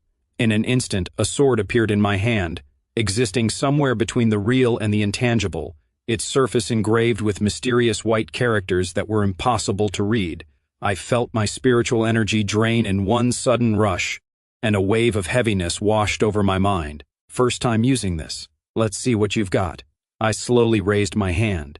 In that same moment, every single hair on the black ape's body stood on end. It felt a jolt run through its head, as if some invisible, formless force had marked it for death. The black ape lunged forward immediately, desperate to end the fight before it was too late.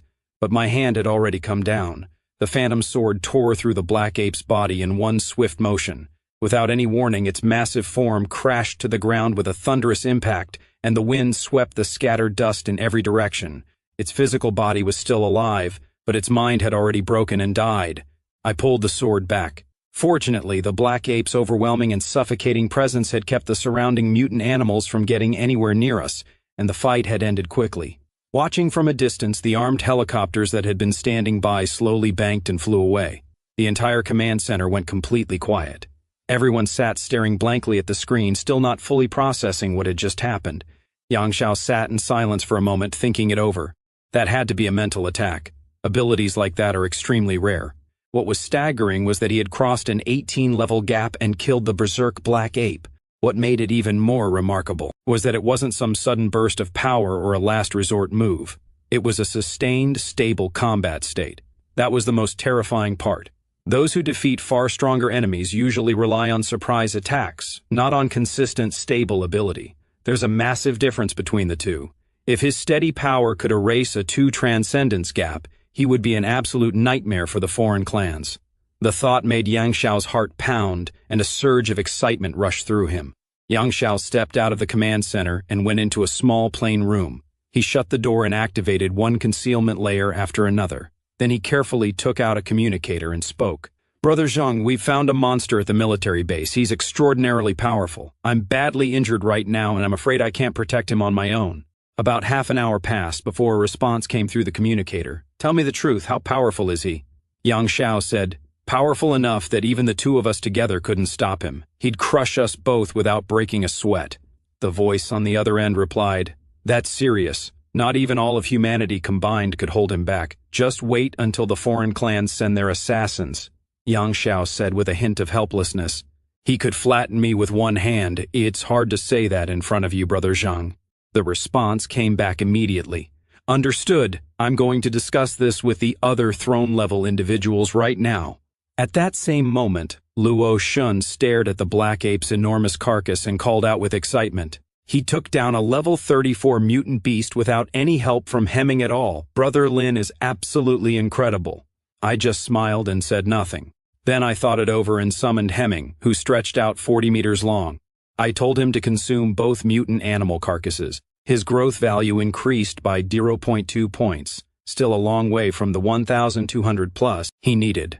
After thinking for a moment, I tossed the life crystals extracted from the mutant animals I'd killed earlier into the black flames.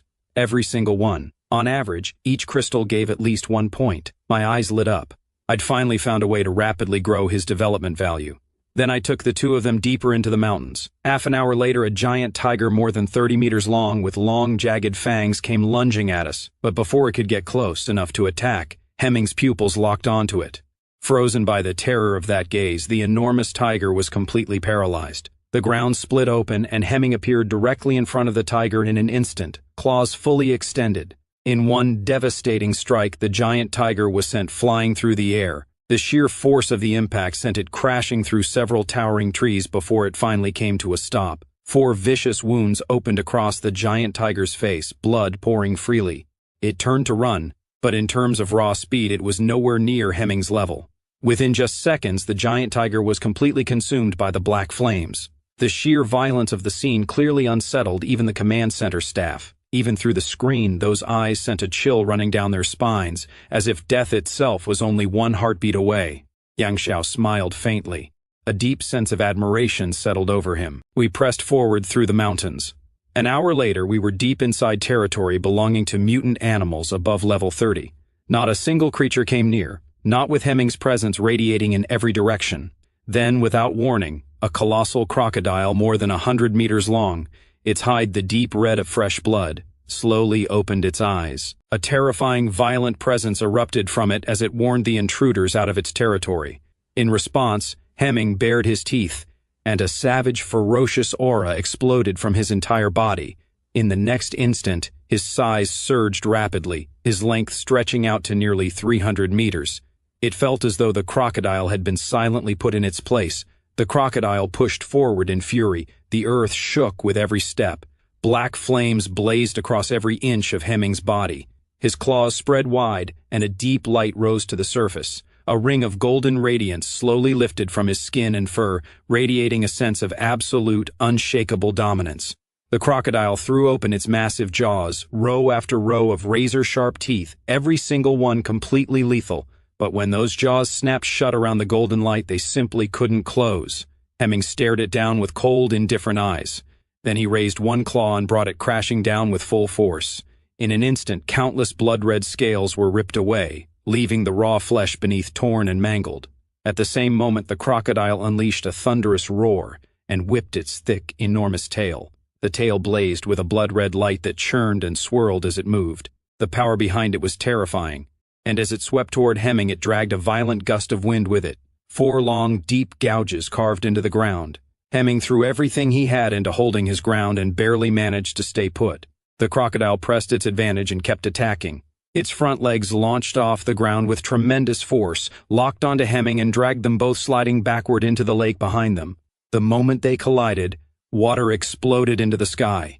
The two massive creatures clashed violently beneath the surface, churning the lake into a murky, turbulent mess. The black flames wrapped around Hemming's body didn't dim in the slightest. Instead, the water temperature around them kept rising steadily. Despite having the environmental advantage, the crocodile was being completely dominated. It activated its innate power ability and still couldn't land a single meaningful blow. Within just a few minutes, the water level of the massive lake had dropped by nearly a quarter. Then suddenly the surface burst open. A massive black wolf exploded up from beneath the lake. Its body, nearly 300 meters long, projected an overwhelming, crushing presence. Combined with the savage, violent aura coiled around it, it was enough to make everyone's legs go weak. Even though Hemming would never attack Luo Shun or Lu Ning, neither of them could hold back the sheer dread rising from within. The people watching on the screens in the command center felt the exact same way.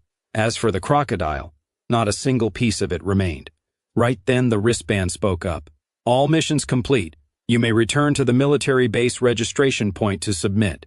By the time all 3 of us made it back to the base, it was 1 in the morning. I went straight to the registration point and handed the missions over to a female soldier.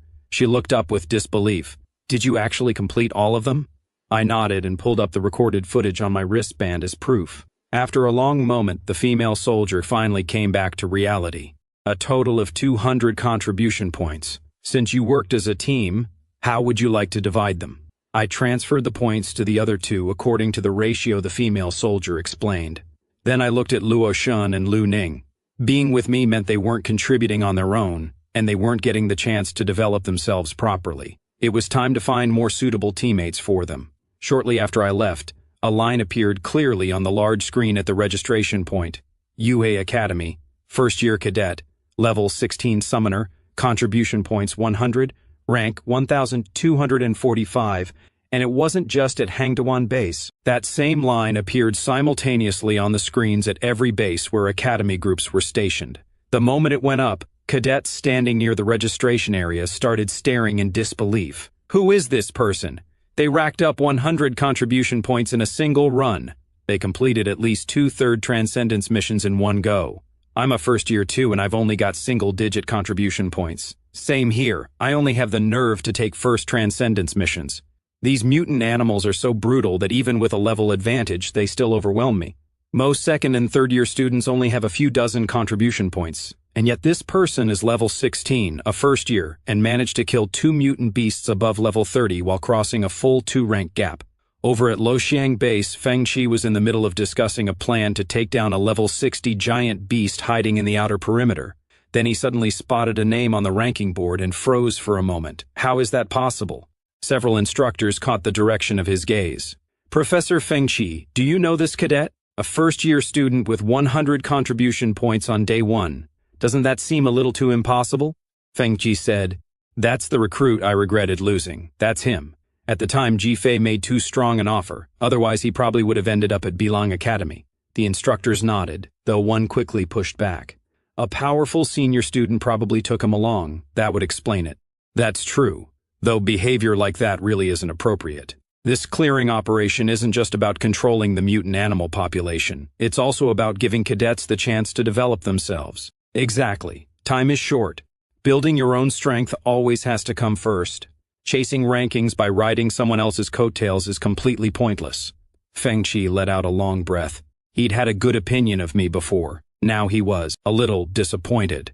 He turned to the young man standing nearby in black gear and asked with a smile, "Xiao Yunshu, mission complete?" Xiao Yunshu stepped forward. "Yes, I took down 2 level 27 mutant beasts for you, Professor Feng Qi.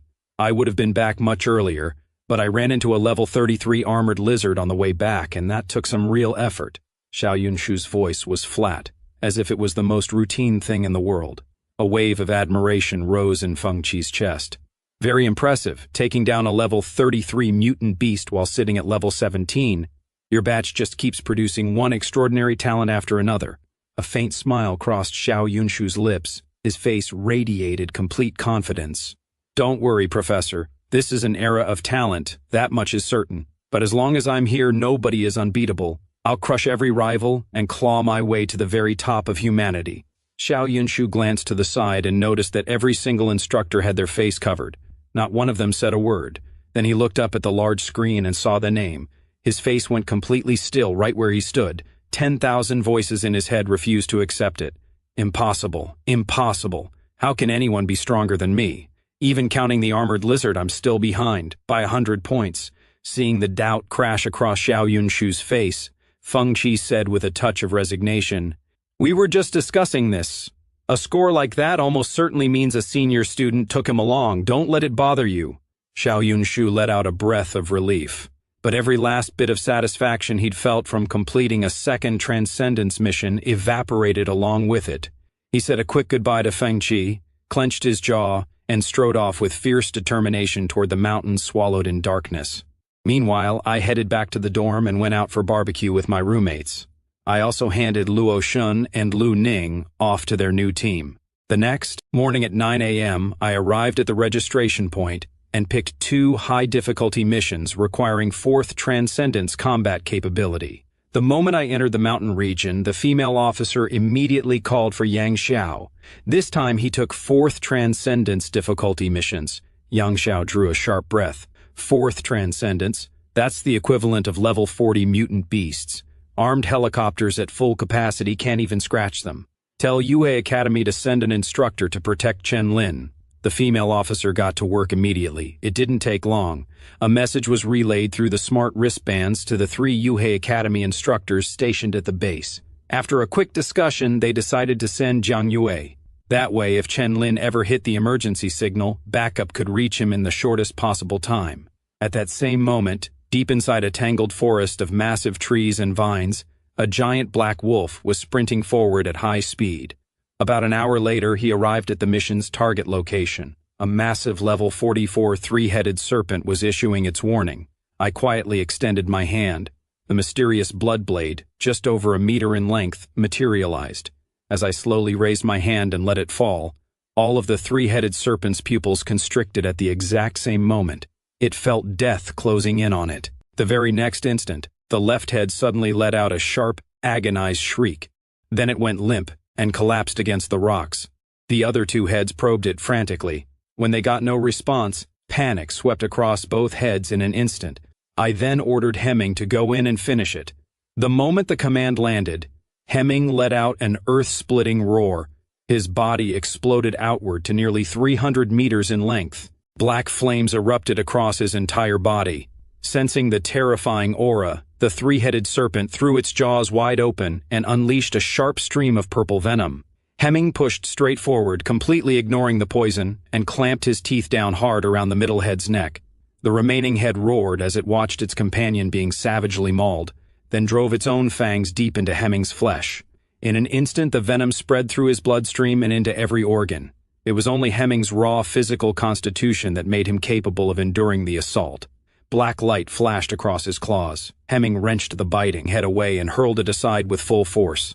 At that same moment, I drew my sword and vanished. Then I appeared directly in front of the three-headed serpent. The blade drove hard into one of its eyes. The head that took the hit let out a soul-shaking shriek of agony. Right then, Hemming's claws, blazing with black flames, swung in a wide arc and slammed the serpent hard into the ground. But its tail, as thick as a building and more than 30 meters long, whipped upward in a sweeping arc. I blocked it immediately with my sword. The impact sent me crashing into the ground. Seeing that, Hemming exploded with rage. Black light erupted from his claws and detonated in the air. The serpent's tough hide, which had been incredibly resilient just moments before, shredded apart like paper.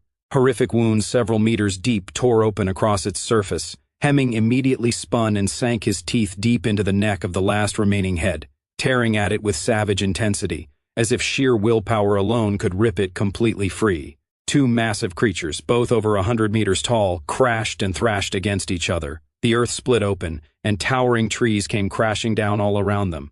I climbed to my feet out of the dust and debris without a single scratch. The silver butterfly's protection held steady as always. Watching the two giants tear into each other with mounting ferocity, I walked over and sat down on a nearby rock. The rest was Hemming's to handle.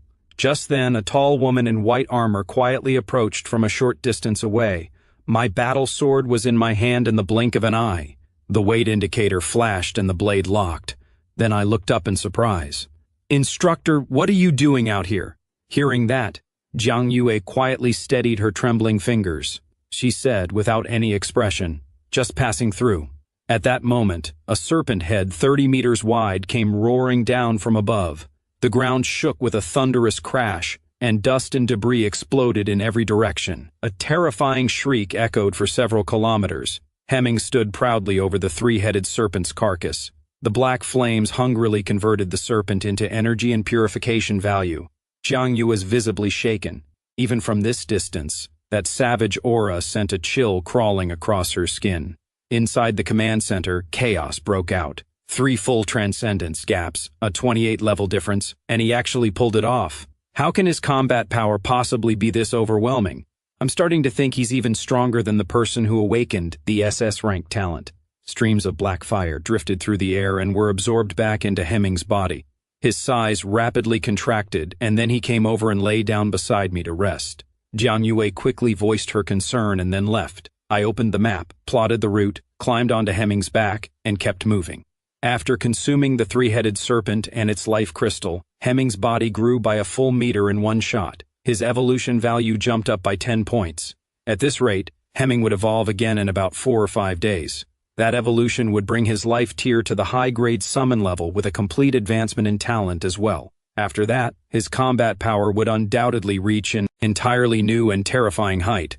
Right then, a violent commotion erupted in the distance. With a thunderous roar, a wild bull came charging into view. Its entire body was covered in thick, rigid, dark yellow scales. Both of its horns were more than 30 meters long. With every step its enormous hooves took, the ground cracked beneath it. This was the second mission target, a level 45 enraged horned bull. I didn't hesitate for even a second. I immediately stacked my enhancement techniques. Hemming roared, his body swelled even larger. Black flames erupted in every direction. In the same instant, golden light burst outward, full combat power, completely unleashed. At that same moment, the enraged horned bull's razor-sharp horns surged forward with tremendous force. Hemming raised his front legs and caught the blow with both claws. The terrifying force of the impact sent Hemming skidding violently backward, carving a long, deep groove into the ground. The drone flying overhead barely managed to keep up with them. In the command center, Yang Xiao immediately barked an order. "Tell every cadet in that area to clear out immediately. The beast Chen Lin's summon doesn't watch where it hits during a fight." The female officer heard him and got right to work. Hemming spread both claws wide. Black light rose to the surface. He threw his full strength into it and flipped the enraged horned bull clean over, dropping it hard onto its back. That massive body hit the ground and sent dust and dirt exploding in all directions. At that same moment, a group of 2 men and 3 women came sprinting out from several hundred meters away. They turned and looked back at the scene unfolding behind them, clearly shaken. So that's why the command center told us to clear out. Good thing we moved fast. If we'd been caught in the blast radius, we'd be dead by now. Hold on. One of them is level 45. The other one's only level 16. You're telling me that one over there is level 16? All 5 of them stared in disbelief. A nearby female instructor sensed the commotion and immediately moved to step in. But Jiang Yue appeared out of nowhere and stepped directly into her path. "Leave it. That's a beast summoned by a first-year cadet from Yuhei Academy." The female instructor froze. Her face went completely blank. "A first year? You've got to be kidding me." Reading her reaction, the corner of Jiang Yue's lips curved into a faint smile. She said calmly, "He's genuinely extraordinary this year." The female instructor stood there, stunned. Extraordinary? That's not a person. That's a monster. Fourth transcendence in his first year. Is this what Yuhe Academy's reputation is built on? Is he one of those students? Jiang Hua's face hardened for a moment. He cleared his throat and said, she and Ji Fei had been close friends since childhood. That naturally made her students almost like his own, which was entirely fair. Hearing this, a flicker of envy crossed the female instructor's eyes. Half an hour later, Haiming had finally swallowed the racing horn bowl. He swept his gaze around, didn't find me, and immediately turned to head back. It wasn't long before he spotted me, being chased down and beaten by a mutant frog standing over 50 meters tall. He flared up in fury and lunged toward me in the blink of an eye. With one devastating swipe of his claw, he instantly killed that level 36 mutant beast. I let out a long breath of relief. After using recovery arts and resting for half an hour, we pushed forward in search of mutant beasts level 40 and above. Both mission objectives had been cleared. I didn't choose to head back to the registration point right away. The back and forth would eat up too much time, and even if I missed a few contribution points, it didn't matter. Right now, the top priority was developing Haiming as fast as possible, reaching level 20, and entering the Transcendence Tangon. Ever since I'd learned just how fragile humanity's situation truly was, a strange restlessness had been gnawing at me. Deep in the darkness of the night, Haiming stood wrapped in a terrifying aura. At his feet lay the corpses of 2 level 42 mutant beasts. Black flames slowly consumed them, converting their energy and channeling it into Haiming's body. I sat on the ground, gasping. My spiritual energy had pushed far past its limits. I couldn't even run recovery arts anymore. My mind felt hollow and drained. My physical stamina was nearly gone too. My body had gone numb from the pain. I had just saved Haiming from a mutant beast's attack. I'd barely made it out alive, but the payoff was worth it. Over the course of the full day, 15 mutant beasts above level 40 had been killed. Haiming's resting body had grown to 58 meters. All stats had increased by 58 points. If I'd faced that bull head-on, I would have taken it down in 10 minutes flat, and those 2 nearby level 42 mutants were basically nothing now. Evolution value had also increased by 195 points. Only 1,020 points remained until completion. When I returned to Hengduan base, everyone collectively exhaled.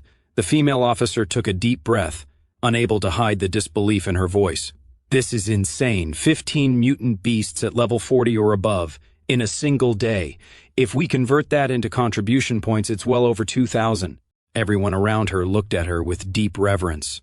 The highest-ranked cadet at our Hengduan base right now is only at 700, right? Yeah, Zikong from Yang Academy's 4th year, the champion from 3 years ago. What about the other bases? Yang Xiao asked. The female officer's fingers flew across the controls. A response came back shortly after. Luoxing Base, home to Belong Academy and several others, has the highest cadet contribution score at 1,000. Second place goes to Cloud Sky Academy in the south at 890. Then there's Qingtian Academy in the west at 850. Over 100 academies across a dozen military bases are involved in this cleanup operation. They started with the mountain ranges that had the largest surface areas and densest mutant populations. Then they'll work outward to clear the surrounding regions. This campaign will run for several months, until the mutant population no longer poses a threat to the cities. How did we fall this far behind? Not just in individual rankings, but the gap in total cleanup progress is massive. Luoxing Base has a serious lead, Yang Xiao said, frowning. The female officer replied, Belong Academy tops every annual evaluation. It's held first place consistently. Naturally, most of the strongest applicants prefer to enroll there, and this year's cohort of talented cadets is exceptionally strong. Think about how intense the competition must be among them. Everyone's going all out. Nobody wants to fall behind. But that's actually a good thing. The faster they clear their zone, the sooner they can send support to the bases that are lagging. Aside from the 5 bases assigned to the top academies, the remaining 13 are in really rough shape. The number of mutant beasts at level 20 and above has barely dropped. Yang Xiao nodded. That's exactly why we need to move fast here and then help as many of the other bases as we can. I arrived at the registration site at 2:30 a.m. Streetlights buzzed overhead. Cadets were hauling mutant carcasses in vehicles and barbecuing them. The moment I submitted my mission, my ranking jumped from 1,245 straight to 10th place. I didn't pay it much mind. I turned and headed back toward the dorm. The second I opened the door, Feng came sprinting over and stared at me like I was something from another dimension entirely. Just be straight with me, Chenlin. Are you seriously from some alien tribe hiding in human form? The gap in power is way beyond what makes sense. I just smiled and said nothing. I dropped into my chair. The whole academy's shared forum was already in an uproar. Feng sat down beside me and said, "Everyone figured some senior student had taken you along. They're ripping into that kind of behavior pretty hard right now. Even if you'd completed the third Transcendence mission first and earned 100 contribution points, that alone would have been barely believable. But now, almost everyone's calling it fake. They think the whole thing was made up. It's basically the equivalent of telling everyone you lost your virginity to a supermodel at summer camp. Absolutely nobody is going to buy it without photo evidence. Zikong Sr. is in serious hot water right now. He's the biggest suspect. A lot of people are pointing fingers directly at him. I asked curiously, why him specifically? Right at that moment, a friend request came through on my smart wristband from Zikong himself, the same senior student everyone was wrongly blaming for taking me along. I accepted it immediately. His very first message was a single line, interested in a level 52 flame breath rock dragon tomorrow? I looked at Zikong's message and typed back, I just need the life crystals. The rest of the contribution points are yours. We worked out a meeting spot and time. The next morning, I made my way to the base's main gate. Zikong and the others were already there. The girl standing next to Zikong looked up with curious eyes and said brightly, Hey, I'm Kaishi. The other young guy was Wang Yao. I nodded in greeting. The four of us piled into an armored vehicle and drove deep into the mountains. Along the way, Zikong explained, there are traces of king-level blood rock in the massive rock track. Its abilities aren't fully clear. We'll need to be extra careful when engaging it. Wang Yao and I will take the front line. Keishi will hang back and provide buffs and healing. Junior Chenlin, what's your summoned beast's combat strength like? I said calmly, going head-to-head with the rock dragon isn't a problem for me. All three of their faces lit up the moment I said that. They thought to themselves, we picked the right guy. If my combat strength had only been barely on par with a level 40 mutant beast, this fight would have been brutal. But seeing how unfazed I was, they relaxed considerably. The armored vehicle covered 200 kilometers. Everyone climbed out. Zikong stopped and turned around. This is the rock dragon's territory. I'll draw it out. Everyone get ready to hold your positions. I spoke up casually. No need. I focused my mind. A massive black wolf, 58 meters long, materialized, and its savage, violent aura instantly spread in every direction. A terrifying howl thundered for kilometers around, sending countless mutant beasts fleeing in panic. The three of them visibly flinched. Then, responding to that howl, two glowing yellow vertical pupils, like lanterns, suddenly snapped open inside a rocky cave. A chilling aura burst outward. With an earth-shaking roar, the rock dragon emerged. The ground trembled and shook with every step it took. Its massive body stretched over 500 meters, covered head to tail in stone-like armored scales, wrapped in a terrifying aura. The three of them exchanged grim looks. They realized they'd underestimated it. Even so, my expression stayed calm. I reached out through my mind to Heiming. Heiming instantly expanded to nearly 500 meters. Black flames erupted outward. A golden light surfaced across his body, and his aura grew even more menacing. The sight rattled all three of them to the core. The rock dragon's eyes flashed with contempt. It sensed that the creature before it was at a lower life tier. Only those black flames gave it the faintest hint of unease. Then a spark of challenge lit up in Heiming's eyes. The rock dragon exploded with rage. Its front legs slammed into the ground. The earth shattered. Dozens of razor-sharp stone spikes shot toward Heiming. Heiming didn't dodge. He took them head-on with his ironclad body. Black light blazed across his claws, and in the blink of an eye, he shattered the stone pillars completely. Then the rock dragon roared and charged. A claw over 100 meters thick pressed down through the air with crushing force. Heiming quickly stepped forward and swiped back. But his claw barely scraped a thin layer off the stone surface. Then the rock dragon spun around and slammed another claw into Heiming. This time the strike carried the power of its innate ability. Yellow light flashed and flickered brilliantly. In an instant, the weight multiplied like a mountain, and the blow landed with devastating force. The sheer power split cracks through the air. Heiming's golden defensive light shattered immediately, and he was sent skidding far across the ground. The moment the fight started, Zikong called out, Kaishi, drop group buffs. Single target buffs go to Chenlin's beast. He was sharp and decisive. He could clearly see that the rock dragon was far more powerful than any of them had anticipated. This was a level 52 mutant beast with king-level bloodline. There was no way their team could take it down with a tier jump kill. Even if the levels had been equal, this fight would have been brutal. But he was just as stunned. A level 16 summoned beast holding its ground against a level 52 mutant, a 36-level gap. That was genuinely terrifying. Keishi nodded without hesitation. A brilliant golden aura spread around her. 4 pentagonal patterns emerged beneath all 3 of them, and a steady stream of power flowed out from under Haiming's feet. One after another, buffs were stacked entirely onto Haiming, and his 4 main stats shot up significantly in a single moment. Keishi's face filled with shock. If these buffs had been applied to Zikong, his strength would have at least doubled. But on this summoned beast, the increase had been noticeably dampened. It was almost uncomfortable to watch. Keishi kept pushing without pause. She sharpened her focus and activated her innate ability, Divine Punishment Goddess's Sanctuary. After a brief incantation, a divine figure, holding 2 gleaming swords in each hand, slowly materialized above the massive black wolf. Its eyes opened. In an instant, a crushing, all-encompassing divine pressure radiated outward in every direction. At the same moment, I quietly activated my enhancement arts. With multiple buffs stacking all at once, Haiming's stats climbed to 2,000. The surge of magical power made the black flames burn even more ferociously.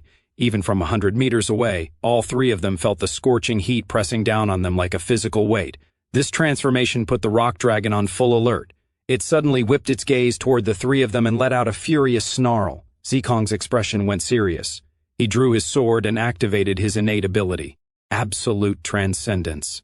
The ground beneath him cracked apart. He appeared above the rock dragon's head as if he'd teleported there in an instant, and launched dozens of strikes in rapid succession. But the rock dragon's hide was hard as stone. Not a single blow made a dent.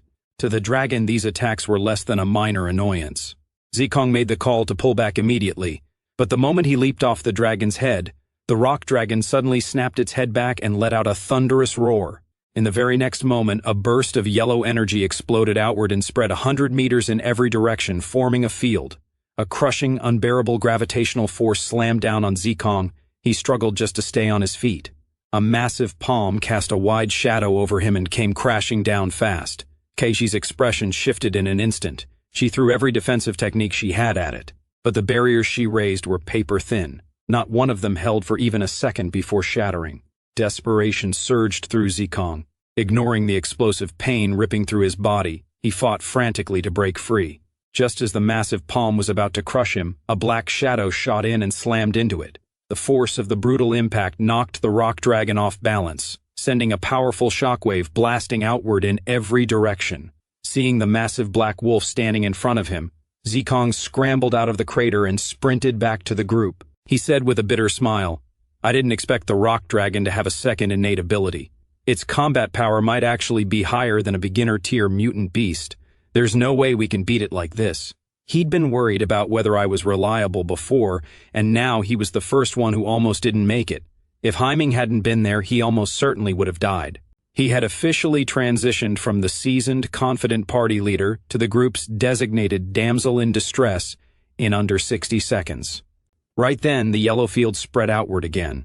Under the crushing gravitational force, Haiming was pressed down hard. Zikong asked with concern, "Can he win?" Keishi clenched her jaw. Sweat was running down her face as she poured everything she had into maintaining Haiming's buffs and healing.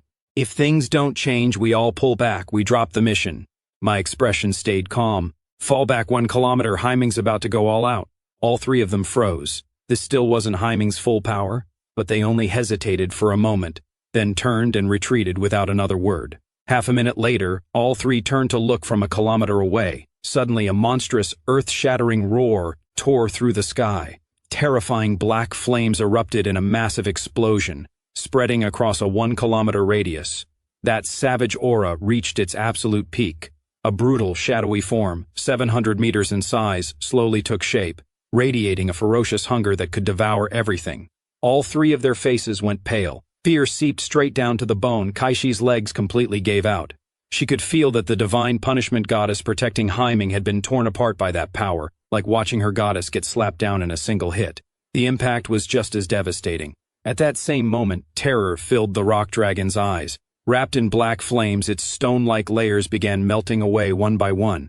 The yellow energy being stripped from its body was swallowed the instant it tried to escape. It was completely overwhelmed. There was no way out. Seeing the contempt in Haiming's eyes, the rock dragon exploded with rage and came charging in with a roar. Its massive palm cut through the black flames, yellow light blazing as it slammed downward. Haiming didn't try to dodge. Claws forged from terrifying fire blazed with black light and shot forward like lightning. Both sides collided. A shockwave of black and yellow burst outward. The thunderous crash of the impact echoed in every direction. The rock dragon suddenly felt a burning pain erupt in its palm. Its stone-like layers, renowned for their incredible defense, were torn straight through by the fire claws. Scorching heat slowly began consuming its life force. Panic set in at last. It spun abruptly, and its 100-meter-long tail came thundering around in a sweep. Haiming sidestepped it with ease, then closed in on the rock dragon. His claw came down. The rock dragon let out a pitiful, pain-filled roar. It had always relied on its overwhelming defense, dominating everything in its path and rarely ever taking a real wound. Now it was on the verge of being critically injured, and even though its defense and raw strength were tremendous, its speed was slow and its movements were sluggish. In stark contrast to the range of attacks from the savage phantom form, Haiming simply kept his distance, leaving the dragon with nothing to do but stomp the ground in helpless fury. After half an hour of being worn down, the rock dragon's limbs could no longer hold it upright. Its life was almost gone. Its eyes were filled with fear. Haiming's face showed no reaction, only pure, cold hunger. Black flames boiled. His claw swung and delivered the final blow. The rock dragon roared in furious defiance, but its massive body crashed to the ground with a thunderous impact. In a single moment, the black flame swallowed it whole. At that very instant, a drone shot through the air overhead. The people in the command center watched the devastation spread across the landscape below, and every single one of them was shaken. Yang Xiao's eyes were fixed on the massive black wolf standing firm. The rock dragon was nowhere to be seen. He understood the outcome in an instant. He thought to himself, the first time jumping 2 full levels was already pushing a limit. Then he jumped 3 levels and killed the 3-headed serpent. And now he's jumped 4 levels and taken down a level 52 mutant beast with king-level bloodline. Just how many more surprises is he hiding? Yang Xiao was now completely convinced that the foreign clans would be coming after Chenlin. He let out a cold laugh. Time to make the right arrangements. Tomorrow, release the footage of Chenlin killing the 3-headed serpent on the Joint Academy platform. Everyone needs to know we have someone like this. Then the 3 of them began heading back. Kaishi said with deep admiration, Junior Chenlin, your summoned beast is genuinely terrifying. Wang Yao and Zikong both nodded in agreement. Zikong said, every other academy's going to say I carried you. The truth is you carried me. Wang Yao and I didn't contribute anything this time. Split the contribution points between you and Kaishi. I nodded. Let's stick to what we agreed on before. I want to hunt more level 50 mutants right now. Will you help me? After Haiming absorbed the rock dragon and its crystals, his evolution value jumped by 150 points straight, 10 times what a level 40 mutant would have given. Kill 10 more, and he'd evolve again. Zikong's eyes lit up. He agreed on the spot.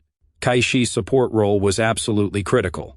After that, the surrounding area's level 50 to 54 mutant beasts were systematically hunted and cleared. As night deepened, I noticed that Haiming's evolution value had maxed out, so I called the 3 of them over and told them it was time to head back. The command center staff were floored. They'd taken down 11 mutant beasts at level 50 or above in a single day, faster than any instructor on record. The female officer said, there are just over 1,000 level 50-plus mutants in the Balian Mountains. At this rate, it'll only take about a month to clear them all out. Yang Xiao nodded. Those level 50 beasts are exactly what triggers the waves. Once they're gone, the powerful giants won't attack so easily. Back at the dorm, I picked up the special equipment terminal and spent contribution points to order 10 second-tier life crystals. Contribution points had far greater purchasing power than school credits. They were the frontline's currency of choice, and you could only earn them by contributing to humanity or clearing mutant beasts. The life crystals arrived quickly. I opened the lockbox and held all 10 thumb-sized crystals in both hands. In an instant, they crumbled apart, dissolving like fine powder and seeping into my body. My level jumped straight to 20. Seeing the second transcendence indicator appear on my personal panel, I pressed it without hesitation.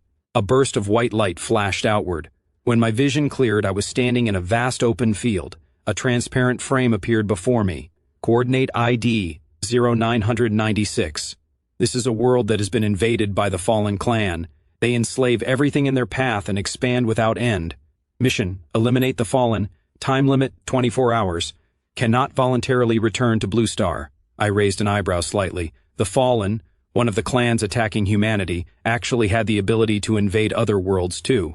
A short while later, I reached the edge of a cliff. Down below, near an orchard, stood gray-skinned Fallen, 2 meters tall, each with 2 horns, laughing with vicious amusement while hollow-faced people cut their own skin to feed red-fruited trees with their blood. The sight made my blood boil. Silver light flashed. Armor locked around my entire body. I leaped off the 100-meter cliff and the ground below cracked on impact. 2 Fallen were mid-conversation when an earth-shaking blast erupted behind them. They spun around in confusion. Through billowing clouds of dust, a silver silhouette advanced at blinding speed. In the blink of an eye, I was right in front of them. An armored fist wrapped in a white shockwave slammed into one Fallen's face. The crack of a broken nose rang out. It flew like a cannonball, skidding dozens of meters before crashing face first into the mud. If its body hadn't been so physically tough, its skull would have already caved in. The second Fallen's expression shifted instantly. It gathered black energy in its hand, shaped it into a spear, and hurled it at me. I didn't bother dodging. I grabbed the spear by the tip and snapped it clean in half. The Fallen panicked, spun around, and started screaming for its allies. But I was faster. I drew my war sword and cut it in two with a single strike. Gray blood splattered across my armor. Every Fallen in the area was on high alert now. Pair after pair of unsettling eyes locked onto me, burning with fury. I stood my ground without flinching. The war sword slowly extended past 3 meters and transformed into a powerful war halberd. Its terrifying weight hummed through the air with a resonant roar. The moment I appeared in front of one of them, it had no time to react. It raised a shield trying to block the blow, but the single strike sent it flying into the rock face. It stared up at me through heavy eyes. It was faster and stronger than me, and it was a 3-ring Fallen. But then it glanced toward the 80% of Fallen still in the orchard and flashed a merciless grin. Everyone rush him together, tear him apart, and water the blood fruit with his blood. Every Fallen roared. Black energy surged. A suffocating, nauseating stench filled the air. It didn't affect me in the slightest. I shot forward.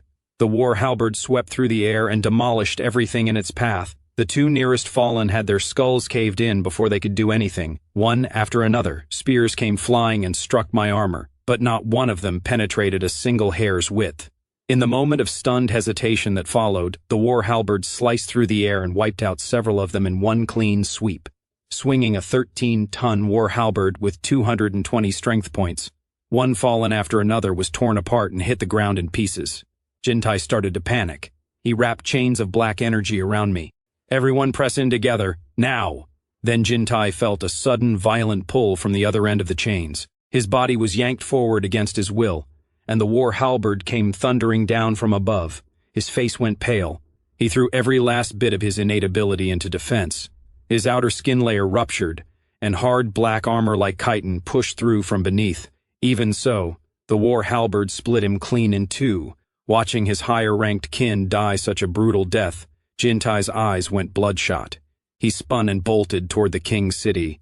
I immediately shifted the war halberd into a war spear, aimed it at Jintai's fleeing figure, and flexed every muscle in my arm. I hurled it with full force. The war spear tore through the air. Jintai's skull exploded in an instant. The remaining Fallen roared immediately. "He's out of weapons! Rush him!" The words weren't even finished before I closed the gap on the first one who charged and drove my fist straight into its skull. I started fighting barehanded.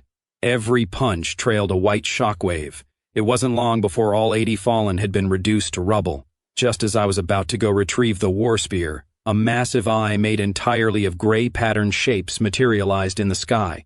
I looked up at it. The feeling was unmistakable. I'd been found. I took a slow, steady breath, cleared my mind, and called Haiming. His body, well over 100 meters, was wrapped in a terrifying and menacing aura. A massive army of Fallen was already on its way. As a precaution, I immediately pressed the button to confirm evolution. With my confirmation, the core power hidden deep within Haiming's body trembled with overwhelming force.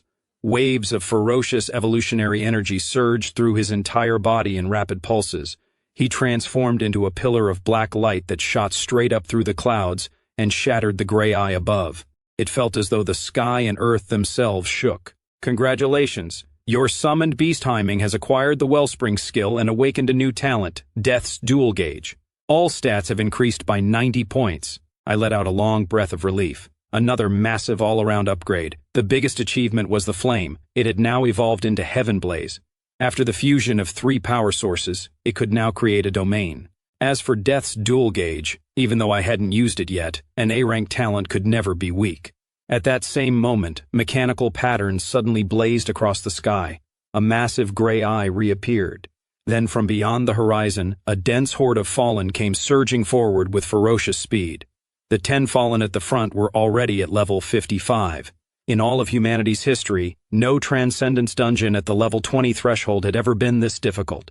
It was the equivalent of stepping into a beginner's tutorial and being asked to parallel park a flaming aircraft carrier. My thinking shifted.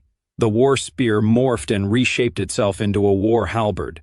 I said in a cold, flat tone, "Haiming, don't leave a single one standing." The moment the words left my mouth, Haiming rapidly expanded into a massive black beast, over 550 meters tall and more than 1,000 meters long. Black flames erupted across his entire body. His deep blue pupils had turned gray, carrying an aura of death so heavy that every living creature's heart seized with fear. A thunderous roar echoed for over 10 kilometers in every direction. Under that oppressive aura, every fallen in the horde stopped dead in their tracks. A bone-deep terror seeped into every single one of them from the outside in. The scorching flames blazing across his massive body made them feel as though annihilation itself was standing right in front of them. Even from several kilometers away, the searing heat hadn't let up one bit. At over 1,000 meters in size, every single step Haiming took covered hundreds of meters. That one step alone put every 5-ring fallen on maximum alert. Then Haiming exploded forward with devastating force.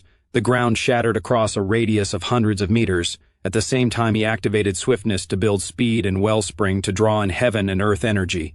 His massive body appeared in the middle of the fallen horde in an instant. Haiming fixed them with a cold, lifeless stare. He raised his enormous claw and brought it down. A massive shadow fell over everything. Multiple fallen were crushed beneath that terrifying strike and swallowed by black flames in the same instant. Seeing this, the leader Lailis immediately shouted, "Ignore that beast. Go kill the human." Watching all the fallen flow around him and push forward, Haiming's pupils went ice cold in an instant. His front claw came down. With a thunderous crash, the black flames covering his body detonated outward for kilometers in every direction, consuming everything within. Countless fallen suddenly trembled with uncontrollable fear. They weren't just feeling a burning agony, their life force was being stripped away at a terrifying rate. Within just a few seconds, the weaker fallen had already crumbled to ash. Lailis visibly shook. "What the hell is this power? It's burning our life force directly." Life force represented a being's lifespan. Once lost, it couldn't be recovered without rare celestial materials. He immediately barked the order. "Push forward now. The longer this drags on, even if we win, there won't be enough life left to matter." The 9 5-ring fallen nodded. They drew their most powerful weapons and unleashed their deadliest strikes all at once. But when the attacks landed on Haiming, a golden light surfaced across his body and an unshakable, immovable force surged through him. Every single attack was completely stopped cold. Seeing that impenetrable defense, Lailis ground his teeth in fury.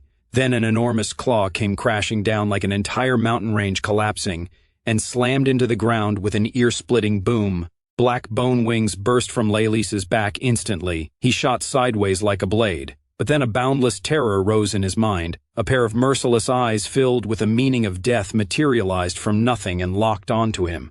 Empowered by the Death's dual gaze, the power to paralyze surged to an extreme. The massive claw came down, and Lailis couldn't move a single muscle. The ground beneath him shattered in an instant, as if the entire world had flipped upside down. Watching the massive black wolf descend on them like a natural disaster, the remaining 9 fallen looked at each other and saw the same fear reflected back. "This beast is terrifying. It's a monster. Let's run." The other 8 fallen nodded in unison. They all spread their black bone wings at the same time and bolted desperately toward the king's city. Haiming swallowed Lei whole right where he was pinned under his claw. Then he raised his eyes and fixed a cold gaze on one of the fleeing fallen. Haiming appeared behind it in an instant. Black light blazed across his claws and he tore it apart. Seeing that, the remaining 5 ring fallen were paralyzed with terror. They wished with everything they had for a second pair of bone wings. At that same moment, a death energy poured from Haiming's eyes, a force that made every fallen's skin crawl. One fallen was engulfed by it. The space around it turned gray and its life force vanished in an instant. At the same time, I watched the other fallen charging straight at me, my face completely blank. My body shot forward.